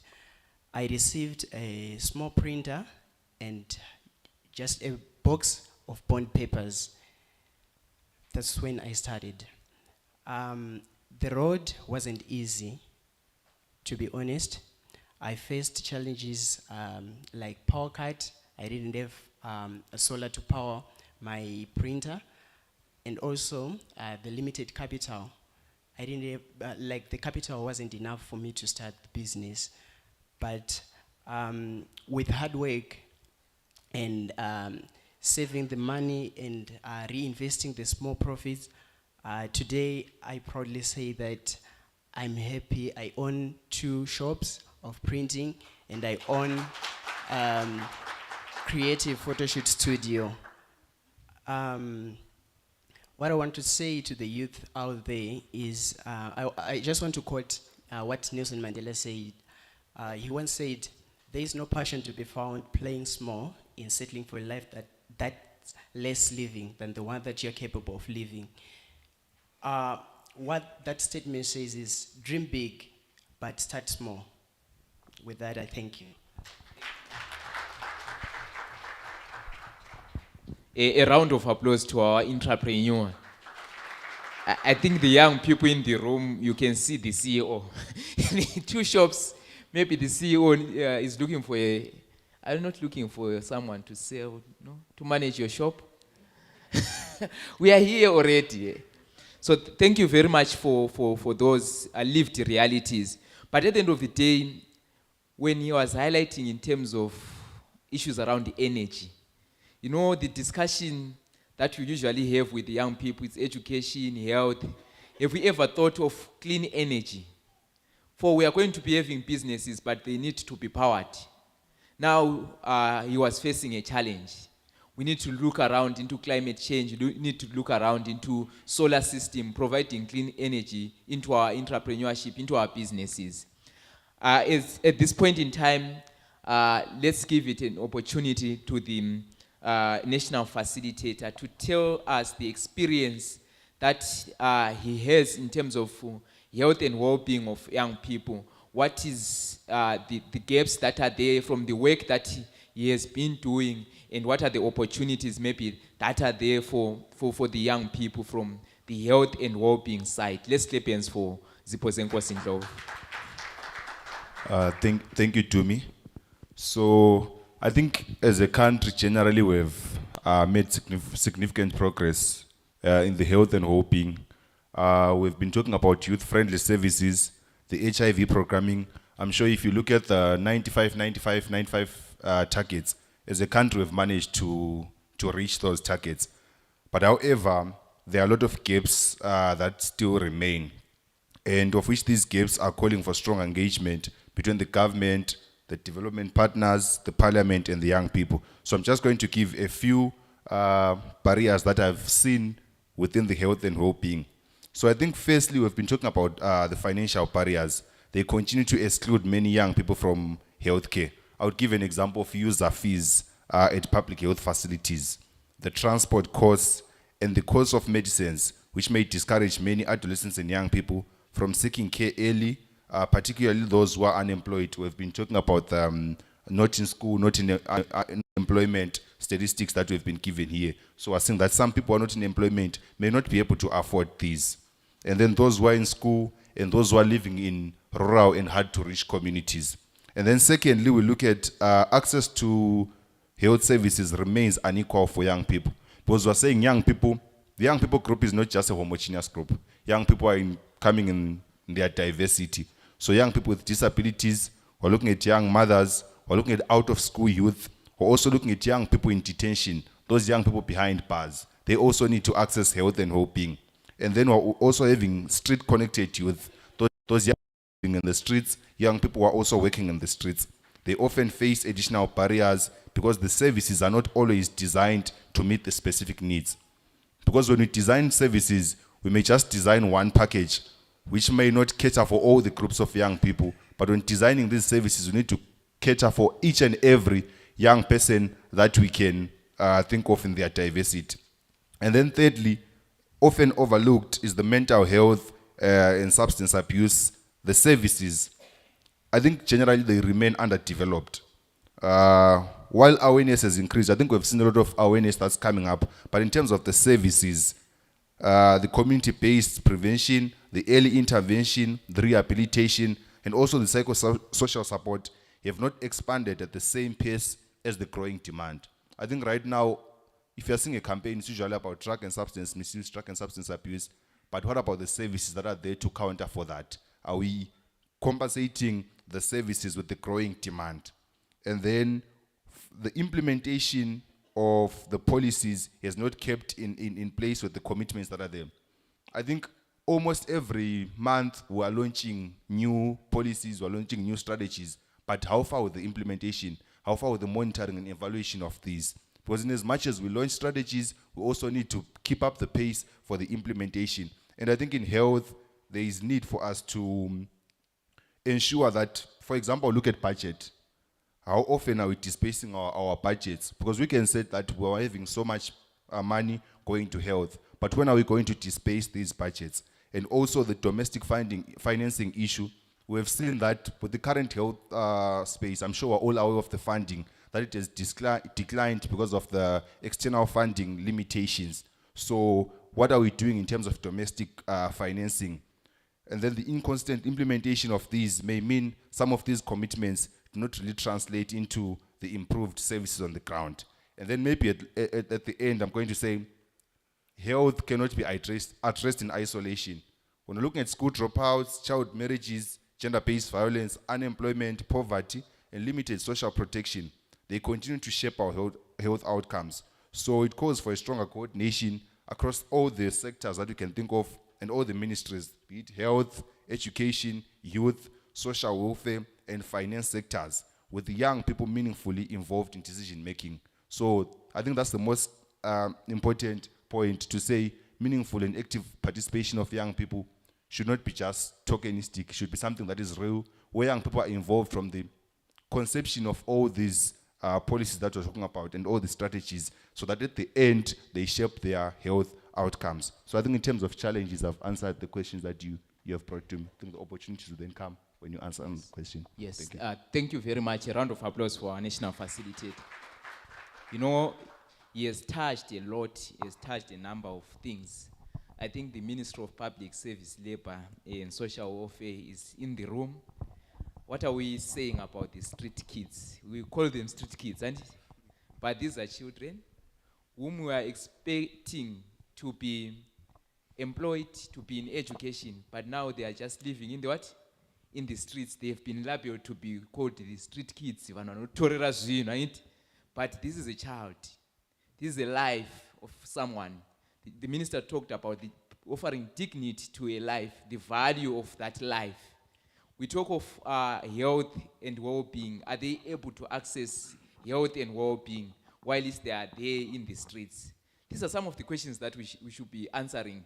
We should be thinking, as we say, Zimbabwe is a young country. Now I'll hand over to His Excellency, the Child President, from classroom into the Parliament building. Your experience looking into youth governance, you looking at children taking the center stage in leading the country. What is your experience? What are your thoughts? Over to you, Your Excellency. Let's clap hands for His Excellency. Thank you, boss. I don't have much to say, but the few words that I'm going to say, frantically, they're touching. So you see this picture. This picture was taken when I was in I think it's Form 2, when I first won my national competition, public speaking competition, and I was a regional qualifier to go to Tanzania for regional public speaking competition. But because of finances, yeah, you know. You can move to the next picture. Yeah, there it is. This is a picture when the journey to youth governance began. This picture was taken when I first gave a presentation at the World Children's Day national celebrations at National Arts Gallery, and I got the opportunity to give a speech on children's rights and disability inclusion in front of retired General retired General Dr. Chiwenga. It was a heartfelt moment.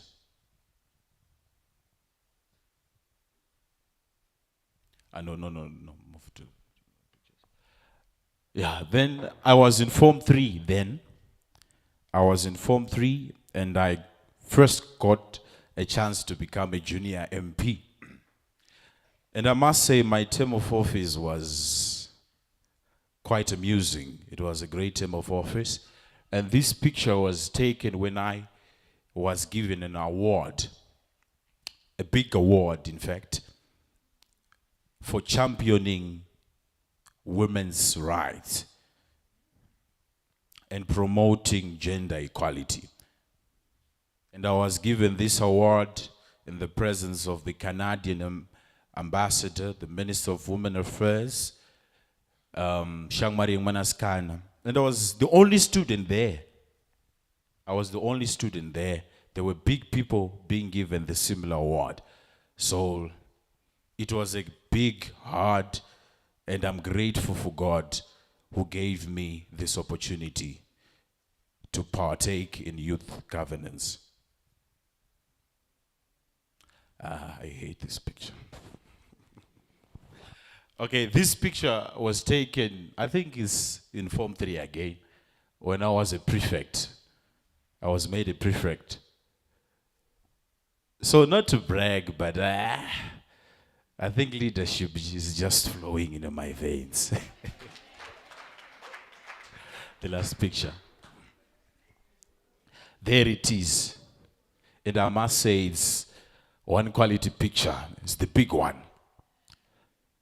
I'm sure there you can see the Minister of Youth, Honorable Tino Machakaire, and behind me with the President was the Acting Minister of ICT, and the one who was holding the Starling box was the Deputy Minister of ICT, and the one who's wearing a black suit, a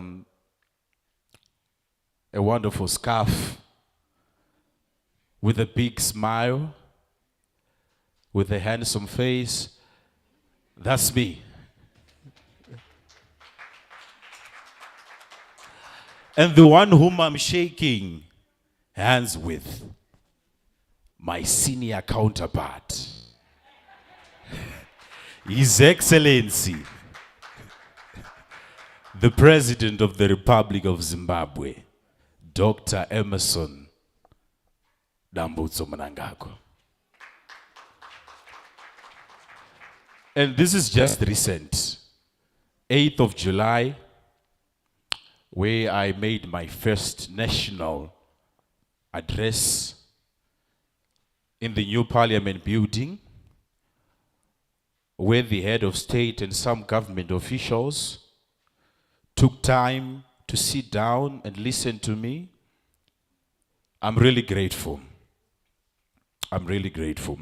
So in terms of youth governance, I would like to commend the government because most of the things that are in the National Sustainable Development Goals also involving the youth, since the youth consists of 60% of the population. So most of the things that are being deliberated on by the government, they are involving the youth. So for that, can you please give a round of applause for the government of Zimbabwe?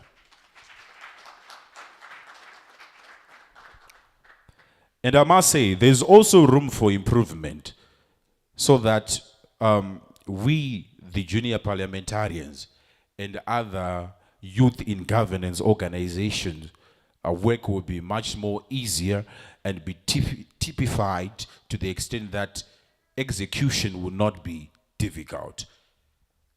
But though in the Sustainable Development Goals, the Vision 2030, there is also a gap.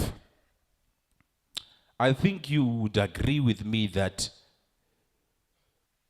the coming of the fourth industrial revolution is on our toes, where AI is replacing most of the things. By replacing most of the things, meaning that it is also affecting the youth, especially in Zimbabwe, since we constitute of 60% of the population. AI is perpetuating unemployment. AI is perpetuating a lot of things. And believe you me, we are going to have a bigger job than we think. So, in youth governance, right, and in the Sustainable Development Goals, let us also try to replicate, or I might say, to involve this coming of the fourth industrial revolution. We must be prepared so that the youth of Zimbabwe will not suffer. We must be prepared so that this situation which is going to be upon us in due time will not kill us or will not kill the economy. So we must be prepared. So this is the gap that I'm seeing. And I don't know if you're seeing maybe prophetically me, prophetically, not to say I'm a prophet, but from an analytical point of view, we are going to have more problems affecting the youth than we think because of AI. So we must be prepared. Thank you. Thank you very much. A round of applause to His Excellency. You know, when he was touching on the issue of AI, I was thinking in terms of health. How are we using AI? Young people are now prescribing their own medication from AI. Are we safe from that? You ask and say, these are the symptoms that I have, these are signs and symptoms. You get your quotation, you then go to a pharmacy, over the counter, you are now buying your what? Your medicines. I don't know, Ministry of Health and Child Care, are we safe? The pharmacies, now we are told that those medications that were said they are not being sold over the counter, but anyone can get them. We are trying to think of the lives of young people. We are thinking of the future. Are we going to be having young people in the future? Now, at this point in time, our last speaker, the youngest speaker, this one, I almost said stand up for this speaker because she's the youngest speaker in the room. Let's clap hands for our speaker. Alice, take us through your experience. Hello guys, my name is Alicia Machokoto, a Form 2 student at Sekifai High School in Chitongweza. My journey, like when I arrived, I'm a Form 2 now. Last year I was a Form 1. When I arrived at Sekifai High, there were some gaps which included it was gender equality. Most of them were like boys were better than girls. But then one day at the assembly point, I had some announcements which were like, there is a club for the girl child and empowerment. And I am glad that today I'm a part of that club. That club taught me one thing, which was to speak out. Like today, the reason of me being a poet today, that I could reach the nationals, is because of that Tuseme Club. And I'm glad that next week I'll be part of the Orate Africa Nationals competitions of poetry. So I would like to thank UNICEF, Tuseme, and all other organizations for promoting a chance to speak out for the youth and us as empowering us as the girl child. Also for stopping the belief that boys or girls are better than each other. Like, I would like to thank them. And most of my honor today is like, I'm a very emotional person. Tuseme taught me one thing, which was have confidence in yourself. Speak out. Today, I can stand up in front of so many people at the assembly point, telling them the difference between right and wrong, for them to walk on the right path and to do not focus on the wrong path. So what I've just discovered from the Tuseme Club, it has promoted many girls and boys to now speak out at the assembly point, and like they are now confident enough in their soul, they know it that they can do it. And in our school, we speak out through music, dance, theater, poetry, and public speaking. We are trying to create something that every child and the youth should be able to focus on. We have a song that we did, which was Todi, What Shall We Do by Oliver Mtukuzi, which all of us as the youth, we did because there was a girl who was raped by her uncle, and she was told not to speak out. When she told her family members, they were like, you were trying to seduce that man, and it really has to say it, but it is a real story. So we decided to speak out through the songs and theater. That is our way of expressing and through theater. So where I am today, I can sing, I can do dance.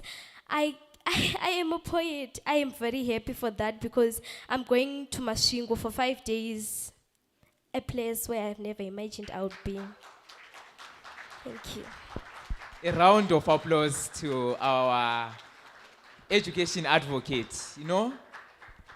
When you were Form 2, when we were in Form 2, what were you doing? Where were you? Then there's this education advocate, They are trying to promote the girl child, the narrative that everything is being done by boys. And if you go to the survey, if you go to the studies, you then realize that in terms of education completion rate, girls are still lagging behind. And in terms of our percentage of adolescents and girls living in rural areas who don't have this opportunity, there are many young people who are living in rural areas. So as we deliberate, as we think around, we really need to think around those adolescent girls in rural areas who haven't received this opportunity. So as partners, we really need to think of programs that can be made sure that everyone is empowered. At this moment in time, can I have just 2-3 questions? Then we close these sessions where they will tell us the opportunity and the recommendations that they are putting forward for us to make sure that we realize our aspirations and our hopes for today and in the future. Just 2 or 3 questions for them or reflections. I know someone has something to say. Chichi? 1 or 2, then we close this session. I know it has been a long day. It's also almost 2. Are there any response? There's a hand there.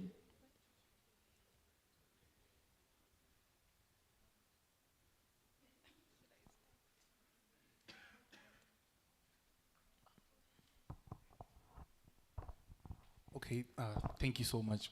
Let me just stand up for the sake of respect. Just want to ask the president, the junior president of Zimbabwe, Mr. Tinashe, that I saw the videos, the successes and everything.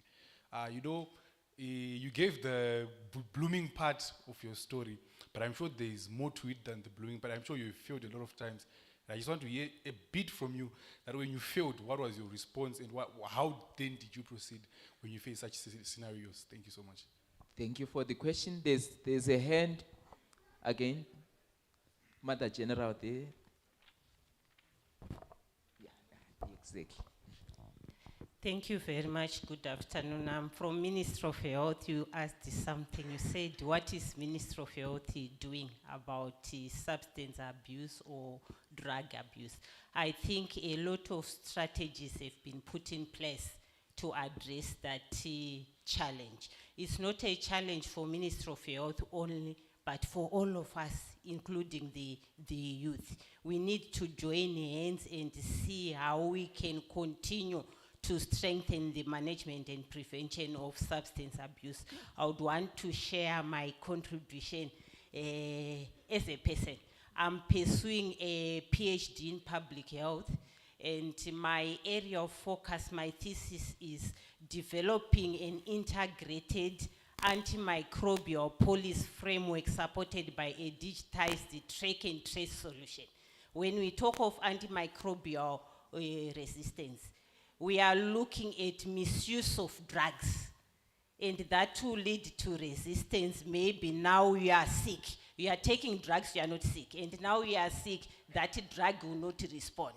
So many interventions are in place, including the One Health approach, if you've heard about it, where we are not only looking at human, it's also affecting the animals. So we are looking at the human, the animal, and the environment so that we are able to address the situation. And it's not only in Zimbabwe, it's more pronounced in the African region, but you also find developing countries with the same challenge. I submit. Thank you. Thank you very much. A round of applause. Any last taker, last question, last reflection? A hand at the back.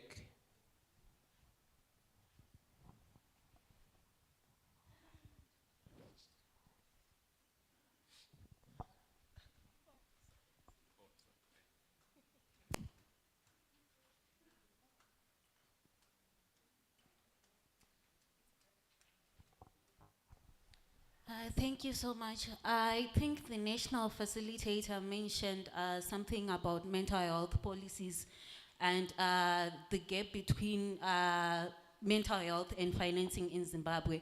How do we ensure that mental health is included in health budgets, in education, employment, and anything that affects young people, from SRHR to anything that affects young people? Yeah, thank you very much. Let's clap hands for those who have reflected on our behalf, those who have asked questions on our behalf. So at this point in time, we hand over to our panelists to respond. Can you give the mic to the child president to respond? After the response, child president will tell us any recommendations that he has and also parting words from the child president. Yet a question directed to him. Child president, national facilitator, there are questions that are directed to you. Then you also give us your recommendations, your parting words, then the mic will come back to me. All right, thank you to Mesani.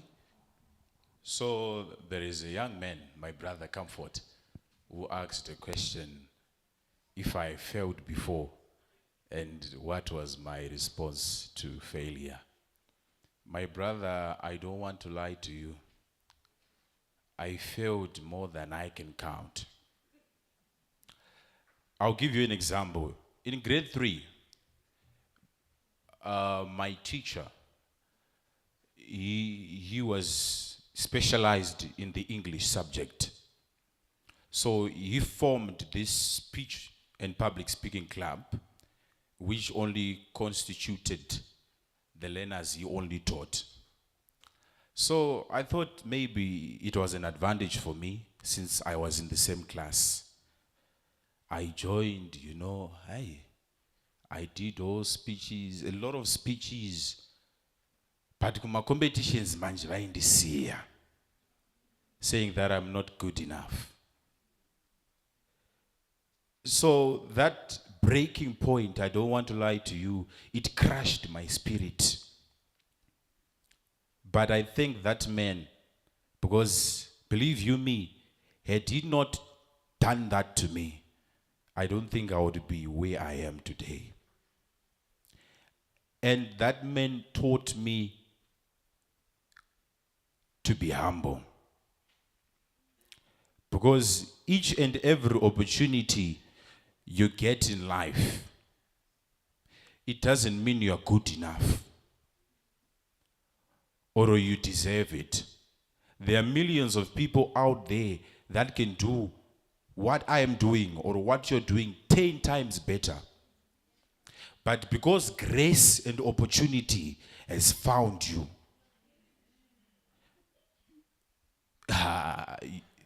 you need to be humble. So failing is what constituted to where I am.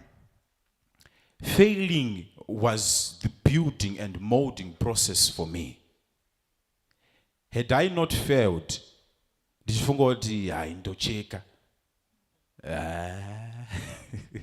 to be honest, I wouldn't be where I am.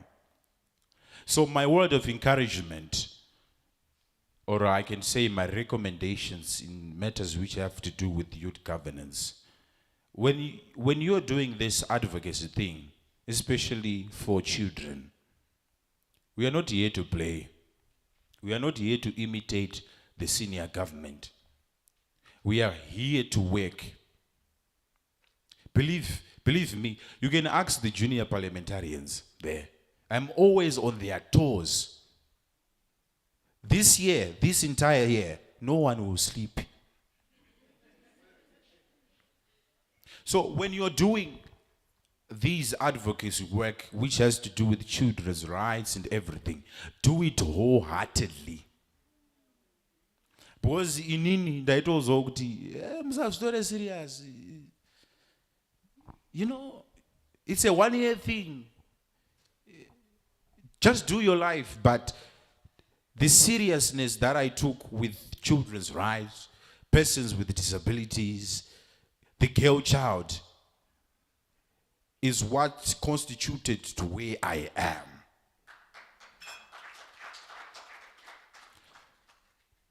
So do your work seriously and also take your academics seriously. Because in India it is in but in ma A ekuwanda. Ne O level yang ma A akawandisa.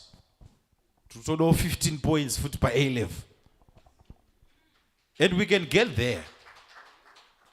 So take each and everything in your life seriously. And don't forget to pray. Thank you.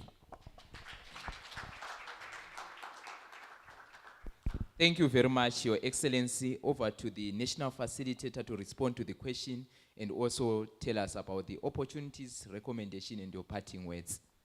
Okay, thank you so much for your question. I think the answer to your question is integration. We just need to integrate mental health into primary health care. For example, you get into a health facility, you get all these components, SRH services, mental health checks, and not treated as a separate entity from these. So then in terms of budgeting, as a network or as young people, we are often involved in the budgeting processes from the consultations. I think it's ZYC that convenes, and UNFPA is supporting, that convenes the youth inclusive budget consultative process. So we then go and advocate to say, for this budget, how about from the maybe 14% of the national budget that you are giving to health, how about maybe 2% goes to mental health? And we then outline some of these as advocacy issues. So it's just integration. Because if we treat mental health as a separate thing, it becomes difficult to say, where are we going to get the money from? Because when you go to parliament, members of parliament ask us, where do you want us to get that money from? But if we tell them about integration into the already existing structures, just integrate mental health. And then maybe some of the opportunities that are there. I think when you're looking at the financing issue, because we can't fail to talk about money. We need to look at maybe private-public partnerships. We need to bring the private sector into our health funding landscape. Where can we get money from? And then also we need to bring in innovation. To me, to talk about AI. So I think AI is not that bad. It's good. We need to embrace it, but in a good way. What are the innovative ways that we can support health, education? Can we use AI in virtual counseling and referrals and even in disease surveillance? It's going to reduce the cost. Of course, I had issues around AI increasing unemployment. Unfortunately, we cannot compete against AI. So we just need to make sure we use AI correctly.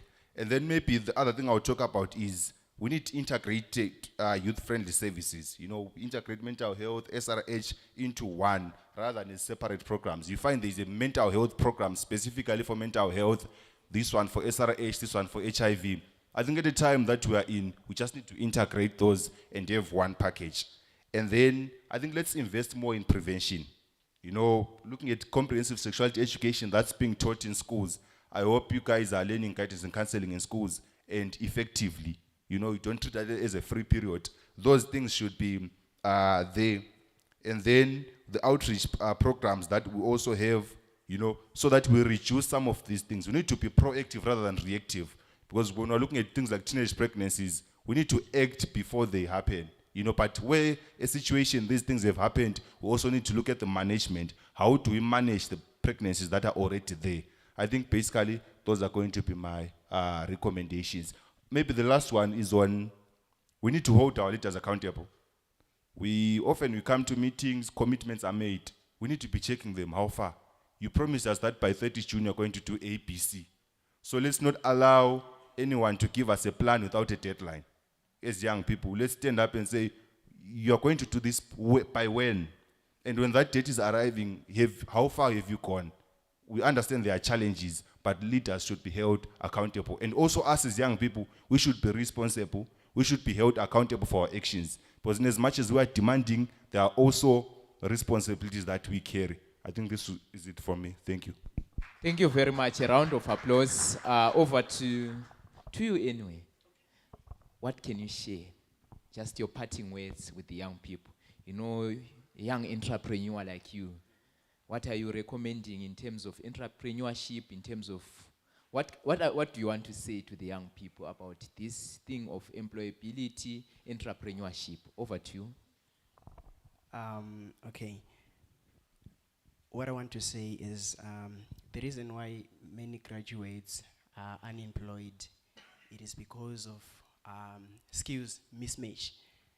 What we are taught at school and what we really seeing at the ground is quite different. So there's a need for programs that, sorry,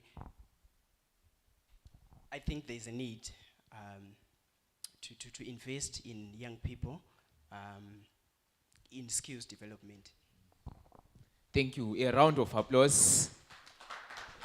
In one meeting that we attended, we were talking about having, Zimbabwe has got around 21 universities, while it has got 8 polytechnic, and it's around 53 vocational training. So the person from Ministry of Higher and Tertiary Education was saying, why are we having more universities than polytechnic? Because in a ratio of 1 engineer, we need around 20 artisans. But it's the other way around. We are having more of engineers than artisans. So that point of skills, we really need to be discussing about it. Because now we are also discussing our future of young people. Because the theme is telling you lives, choices, and the futures. The futures, we also need to have those policies, those curriculum being revised to match where Zippo is talking about AI. Is there any AI in our curriculums? Because at the end of the day, the future lies on AI. Over to Alicia. What are your parting words? What do you want to say to people who are watching you right now? Okay, guys, what I would like to say is, yeah, you may do poetry, music, dance, drama, theater, everything, but do not forget about education. Education is the key to success. Do not lose focus, because if you lose focus, you won't find a job anyway. Thank you. Powerful words. And You know? also, like many of us young people, we think that if we pray to God, there will be miracles in our exam and we'll just pass. No, that's not the way. The way is working hard and reading so that you can pass. You must read. Yes, a round of applause. I told you. Small but big minds. And yes, over to you, ma'am. You know, you were sharing your story. I saw the faces of people, how they were feeling when they were looking at the pictures, how they were feeling when you narrated the story. And I said, you are one amongst the few. There are those who are outside there. We have lost hope. We are talking of hope, hopes and aspiration. What do you want to tell them? What do you want to tell someone who is even in this room, who has got a relative, or even the young people who may face gender-based violence, child marriage? Over to you, ma'am. Thank you for this opportunity. My last words to you is that whenever you feel like your future is being interrupted, make sure that take that opportunity as a stepping stone, not something that can maybe push you backwards. Push forward. Use that as a stepping stone. Turn a lemon into a lemonade. Whenever you feel like this is not it, I'm lost. All the hope is lost. I've noticed that many youths who have encountered what I've encountered, they turn into maybe going into prostitution, whatever. They don't want to use that opportunity to start something, maybe selling something, maybe using that opportunity to change their lives. So I think whenever you feel like your life has been shattered, is like me, you see, I started going to school. Many people, it discouraged me. Others said, You can find someone to marry you. Ndikati, how come can you say that I will find someone to marry me? Whereby I'm running away from that marriage because of gender-based violence. How can I jump from pan to fire? How can I do that? I have to change. Make this lemon, the sour part, into something sweeter. Add some sugar to make my story maybe taste better. And now I am an advocate who can say to girls, go to school, go to vocational trainings. Yes. Empower yourself. Thank you.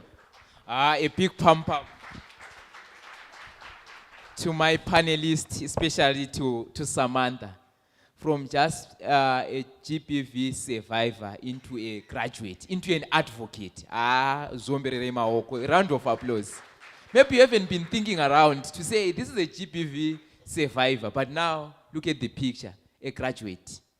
Ladies and gentlemen, thank you to my panelists for what we have shared, the experiences of young people. These are just a few.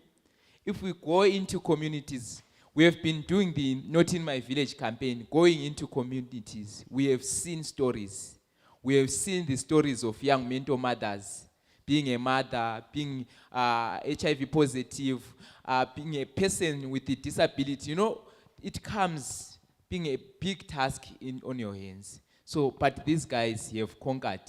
They are the ones that we call champions. Let's clap hands for them as they take their seats. I'll hand over to Chidadi for the closing ceremony. We're about to close. Don't worry, guys. Thank you, panelists. You can take your seats.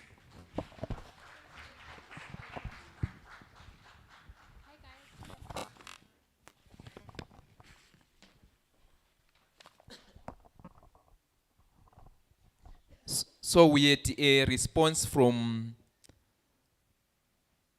the question that was asked and interrupted during the high level delegates when they were entering. I think we'll give you an opportunity to just sum up. Whilst Dr. Sise will be making way to give us takeaways, and then we have the takeaways, yeah. My take-home messages. Then we have the closing remarks from a photo of things from Young People's Network. All right, thank you so much. I hope I remember the question, but I think it was around post-innovation challenge support, right?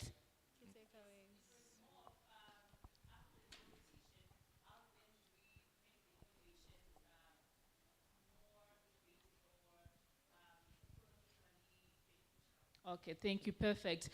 So what we have been doing with the MindTech Innovation Challenge is after the Innovation Challenge, we then give awards. Like last year, there was 10,000, 6,000, and 4,000 USD that was given to, I think in total, it was 40,000. And the first team had 10,000 for the lithium value chain, and a second 6,000 and 4,000 third prize. And then for the MindTech Innovation Challenge, we also had the same 10, 6, 4. And then what we have done as well is we understand that for the most part, getting the opportunity to test your innovation is a challenge. You have to get into industry. You need people to validate some of the like your solution. So we have provided post-innovation support, like incubation for, I think since last year in December, winning. And right now, the 6 winning teams are still going through support. And that support involves them linking them with the Ministry of Mines so that they have access to mines or experts in the mining sector. And there's also mentorship as well, like other people who have experience in how to raise more money, how to develop a go-to-market strategy.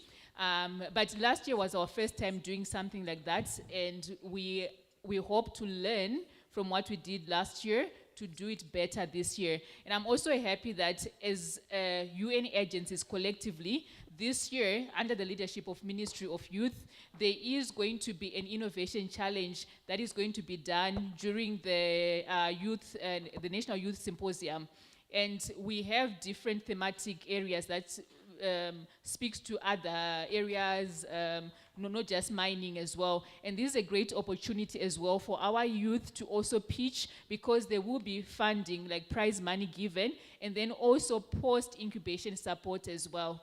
Yeah, I mean, as development partners and the government, we can do much, but I think we can do more when we also have other ecosystem players coming through and also supporting to strengthen the initiatives. Thank you. All right, thank you so much for that response, and I believe that ma'am is answered. At this point in time, I'm going to hand over to the United Nations Population Fund Zimbabwe Deputy Country Representative Dr. Sise, who is going to take us through the key takeaways as well as the way forward. Round of applause. Recommendations, but I've tried to kept on the main things that we should take away from these discussions that we have had. As active partners in demographic resilience. Key takeaways include, first, the narrative shift. As the event successfully moved the discourse from viewing youth as mere beneficiaries to recognizing them as essential partners in harnessing the demographic dividends. Second, the evidence-based advocacy as a launch of the life choices and future initiatives and the national priorities defined in the national youth policy, the national youth empowerment strategy, the national development strategy, number 2, NDS2, and the Vision 2030. With regard to the way forward and action items, first, on policy integration, we need to follow up with national policy makers to integrate the survey's findings into the ongoing implementation of the NDS2, the National Youth Policy, the National Youth Empowerment Strategy, and the National Health Strategy for a data-driven policy design.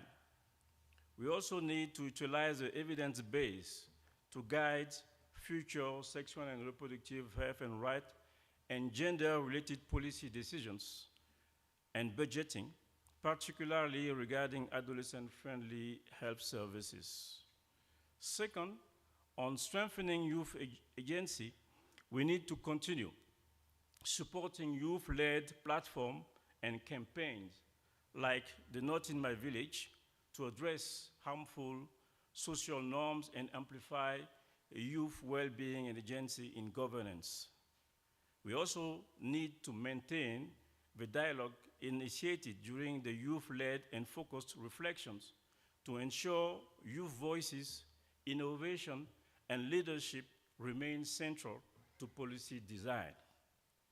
Third, on partnership and digital innovation, we need to operationalize the collaboration with private sector to pilot digital solution, AI, including for education, gender and sexual and reproductive health and right information dissemination.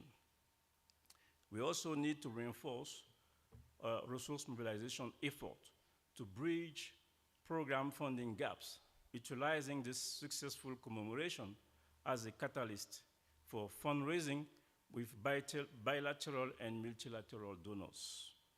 Finally, on reporting and follow-up, we need to disseminate the survey's report to national media and stakeholders to maintain visibility on youth aspirations in rural and urban community. We need to support the implementation of the report's recommendation through the Ministers of Youth Empowerment, Development, and Vocational Training's proposed call for action, which will encompass relevant policies and investments. Finally, we need to link the World Population Day launch outcome to upcoming policy dialogues, specifically the National Youth Symposium and launch of the National Youth Policy scheduled for September 2026.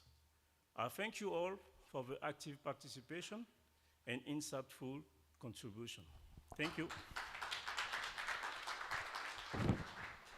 Thank you so much, Dr. Sise, for that powerful presentation as he walked us through our key takeaways as well as our way forward. At this point in time, I am going to give the floor to the Young People's Network on Health and Wellbeing National Secretary, Blessed Noza, who is going to share the vote of thanks as well as the closing remarks.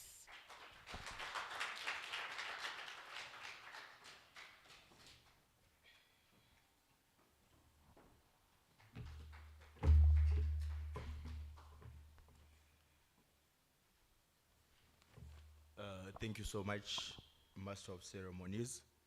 My name is Blessed S. Noza with the National Young People's Network on Health and Wellbeing. Honorable Minister Machakaire, our guest of honor, United Nations Resident Coordinator, UNFPA Country Representative, senior government officials, distinguished dignitaries, development partners, colleagues, young people, ladies and gentlemen. As we bring today's commemoration to a close, allow me on behalf of young people in Zimbabwe to express our sincere gratitude to everyone who made this event possible. Thank you so much to UNFPA for organizing this successful event. I think we can give a big pam-pam to Madam Miranda, who's an all-weather friend to the young people and a champion of youth empowerment. Another one, if possible. Thank you so much. Thank you to all the facilitators, the panelists, and special mention to UNICEF, who brought the beautiful young advocate on education. A thumb ups to them. As we close, I want to say that today's launch is reminded that the hopes and aspirations of young people cannot remain aspirations. They should be matched with meaningful investment, inclusive policies, and sustained action. As young people, we are grateful to the government of Zimbabwe, the United Nations family, development partners, civil society, and all stakeholders for standing with young people and creating platforms where our voices shape the decisions of our futures. Commitments were made today from the Honorable Minister, the UNFPA, the RRC, and as young people, we reaffirm our commitment to being active partners in advancing our health, our well-being, and sustainable development. Together, we can transform today's dialogue into lasting impact.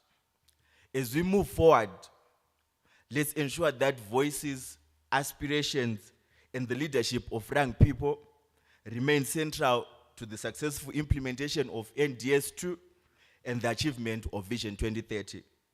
With these few remarks, I thank you all for your participation. I wish you safe travels and invite you to continue with these conversations during our networking lunch. Thank you. Siyabonga. Tatenda. Thank you so much, Blessed, for those remarks and also for the vote of thanks. We really appreciate.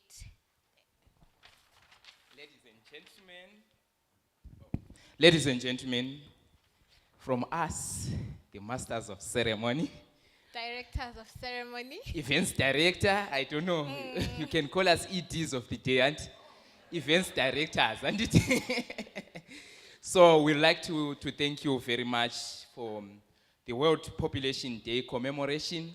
I know it is from 1989 where this commemoration emanated from. Think of the 37 years where we are still discussing the issues around population. You know, in 1994, there was also ICPD that came through, the International Conference on Population and Development. The discussion is around the growing population. What are the needs of the population?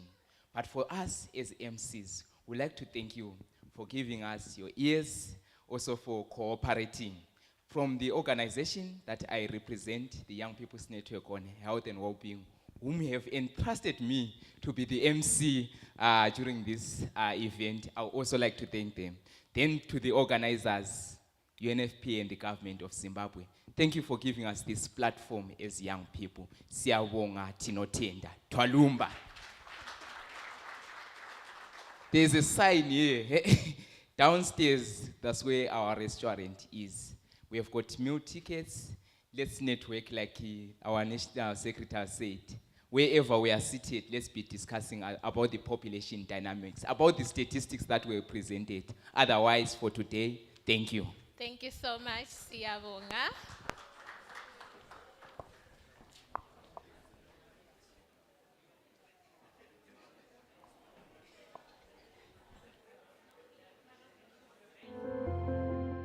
Mazowe district used to be the highest in terms of everything that is on the negative, be it new HIV infections, prevalence, HIV-related deaths, teenage pregnancies. They were always on the top. But since the launch of the Not in My Village campaign, we've noted drastic changes in Mazowe district. As we speak right now, the 2025 HIV estimates indicate that Mazowe is now number 3 from number 1. So pakauya Not in My Village campaign takaona iri mukana wekuti tidzivirire vana vasati vapinda munjodzi, uyezve takaona uri mukana wekuti vana vapinda munjodzi vaya tishande navo futi vadzidzise vamwe vana kuti vanozvichengetedza sei, ndaapi masainzi anoitika kuti mwana akupinda munjodzi. Zvese izvi takanga taakuzviita nemwanasikana akanganisika kuti masurvivors aya. Not in My Village campaign yakasanganisa vana vose, yakasanganisa maleaders emunharaunda nevabereki vavo vana ava vari involved kuti tigone kuti tikunde muchinhu ichi. Takaona kuti zvakanaka kuti pave nedare rinonzi special court. Tiri kushanda takabatana nemasabhuku nemaCCW tichibatsirana kuchengetedza vana vedu. Pakaiswa mutemo wekuti mwana akaroorwa ari under 18, handitika aroorwa ari under 18 pachasungwa, atambira neatambidza vachasungwa. Saka izvozvo zvakaita kuti zvideredze rimwe dambudziko rokuti vana vasaroorwe vari vana vadiki. Kuburikidza nepurogiramu iyi ndakazokwanisawo kudzidzisa vamwe kuti vanokwanisa kuprotecta zvirwere zvepabonde, kuprotecta kuti vasabate pamuviri, uyezve vamwe vanokwanisa kuendera mberi nechikoro ane pamuviri kudaro. Zvendinoona zvashanduka, what we can call gains or impact, ngezvekuti izvo petinofamba timuka teifamba teitaura tichiti kana munhu angaite chinhu chakadaro, aidha kumitisa kamwana kadiki kana kuti kuabuse mhuri mudzimai kana ivo hwana kuhuabuse, tinonga teitaura kuti unosungwa. So chiro chinonzi kusungwa, people vanhu vanotya kusungwa kuenda under the law, kuenda pasi pemutemo vanotya. So the impact, that's one of the major gains. Kuti ungatya, then you refrain from doing the thing.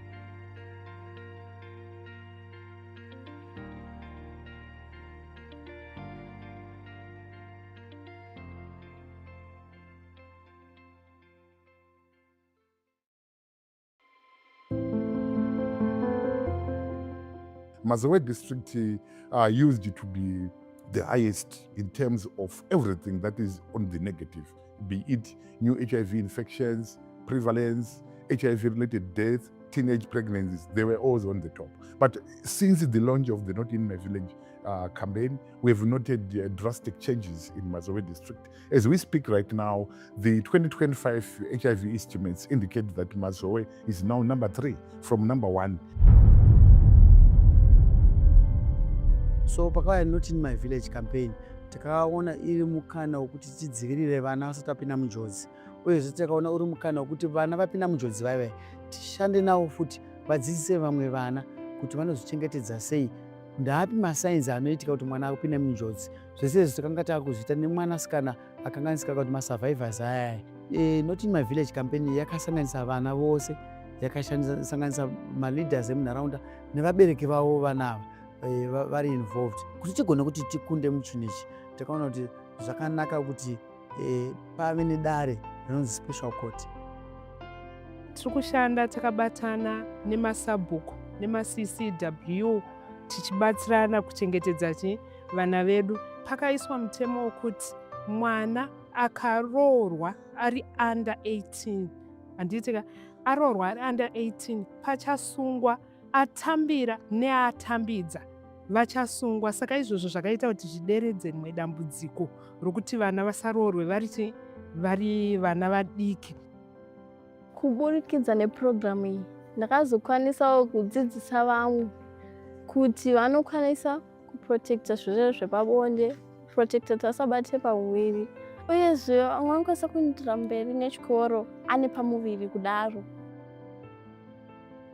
Zvendinoona zvashanduka, what we can call gains or impact, ngezvekuti izvo petinofamba dzimwe teifamba teitaura tichiti kana munhu angaite chinhu chakadaro, aidha kumitisa kamwana kadiki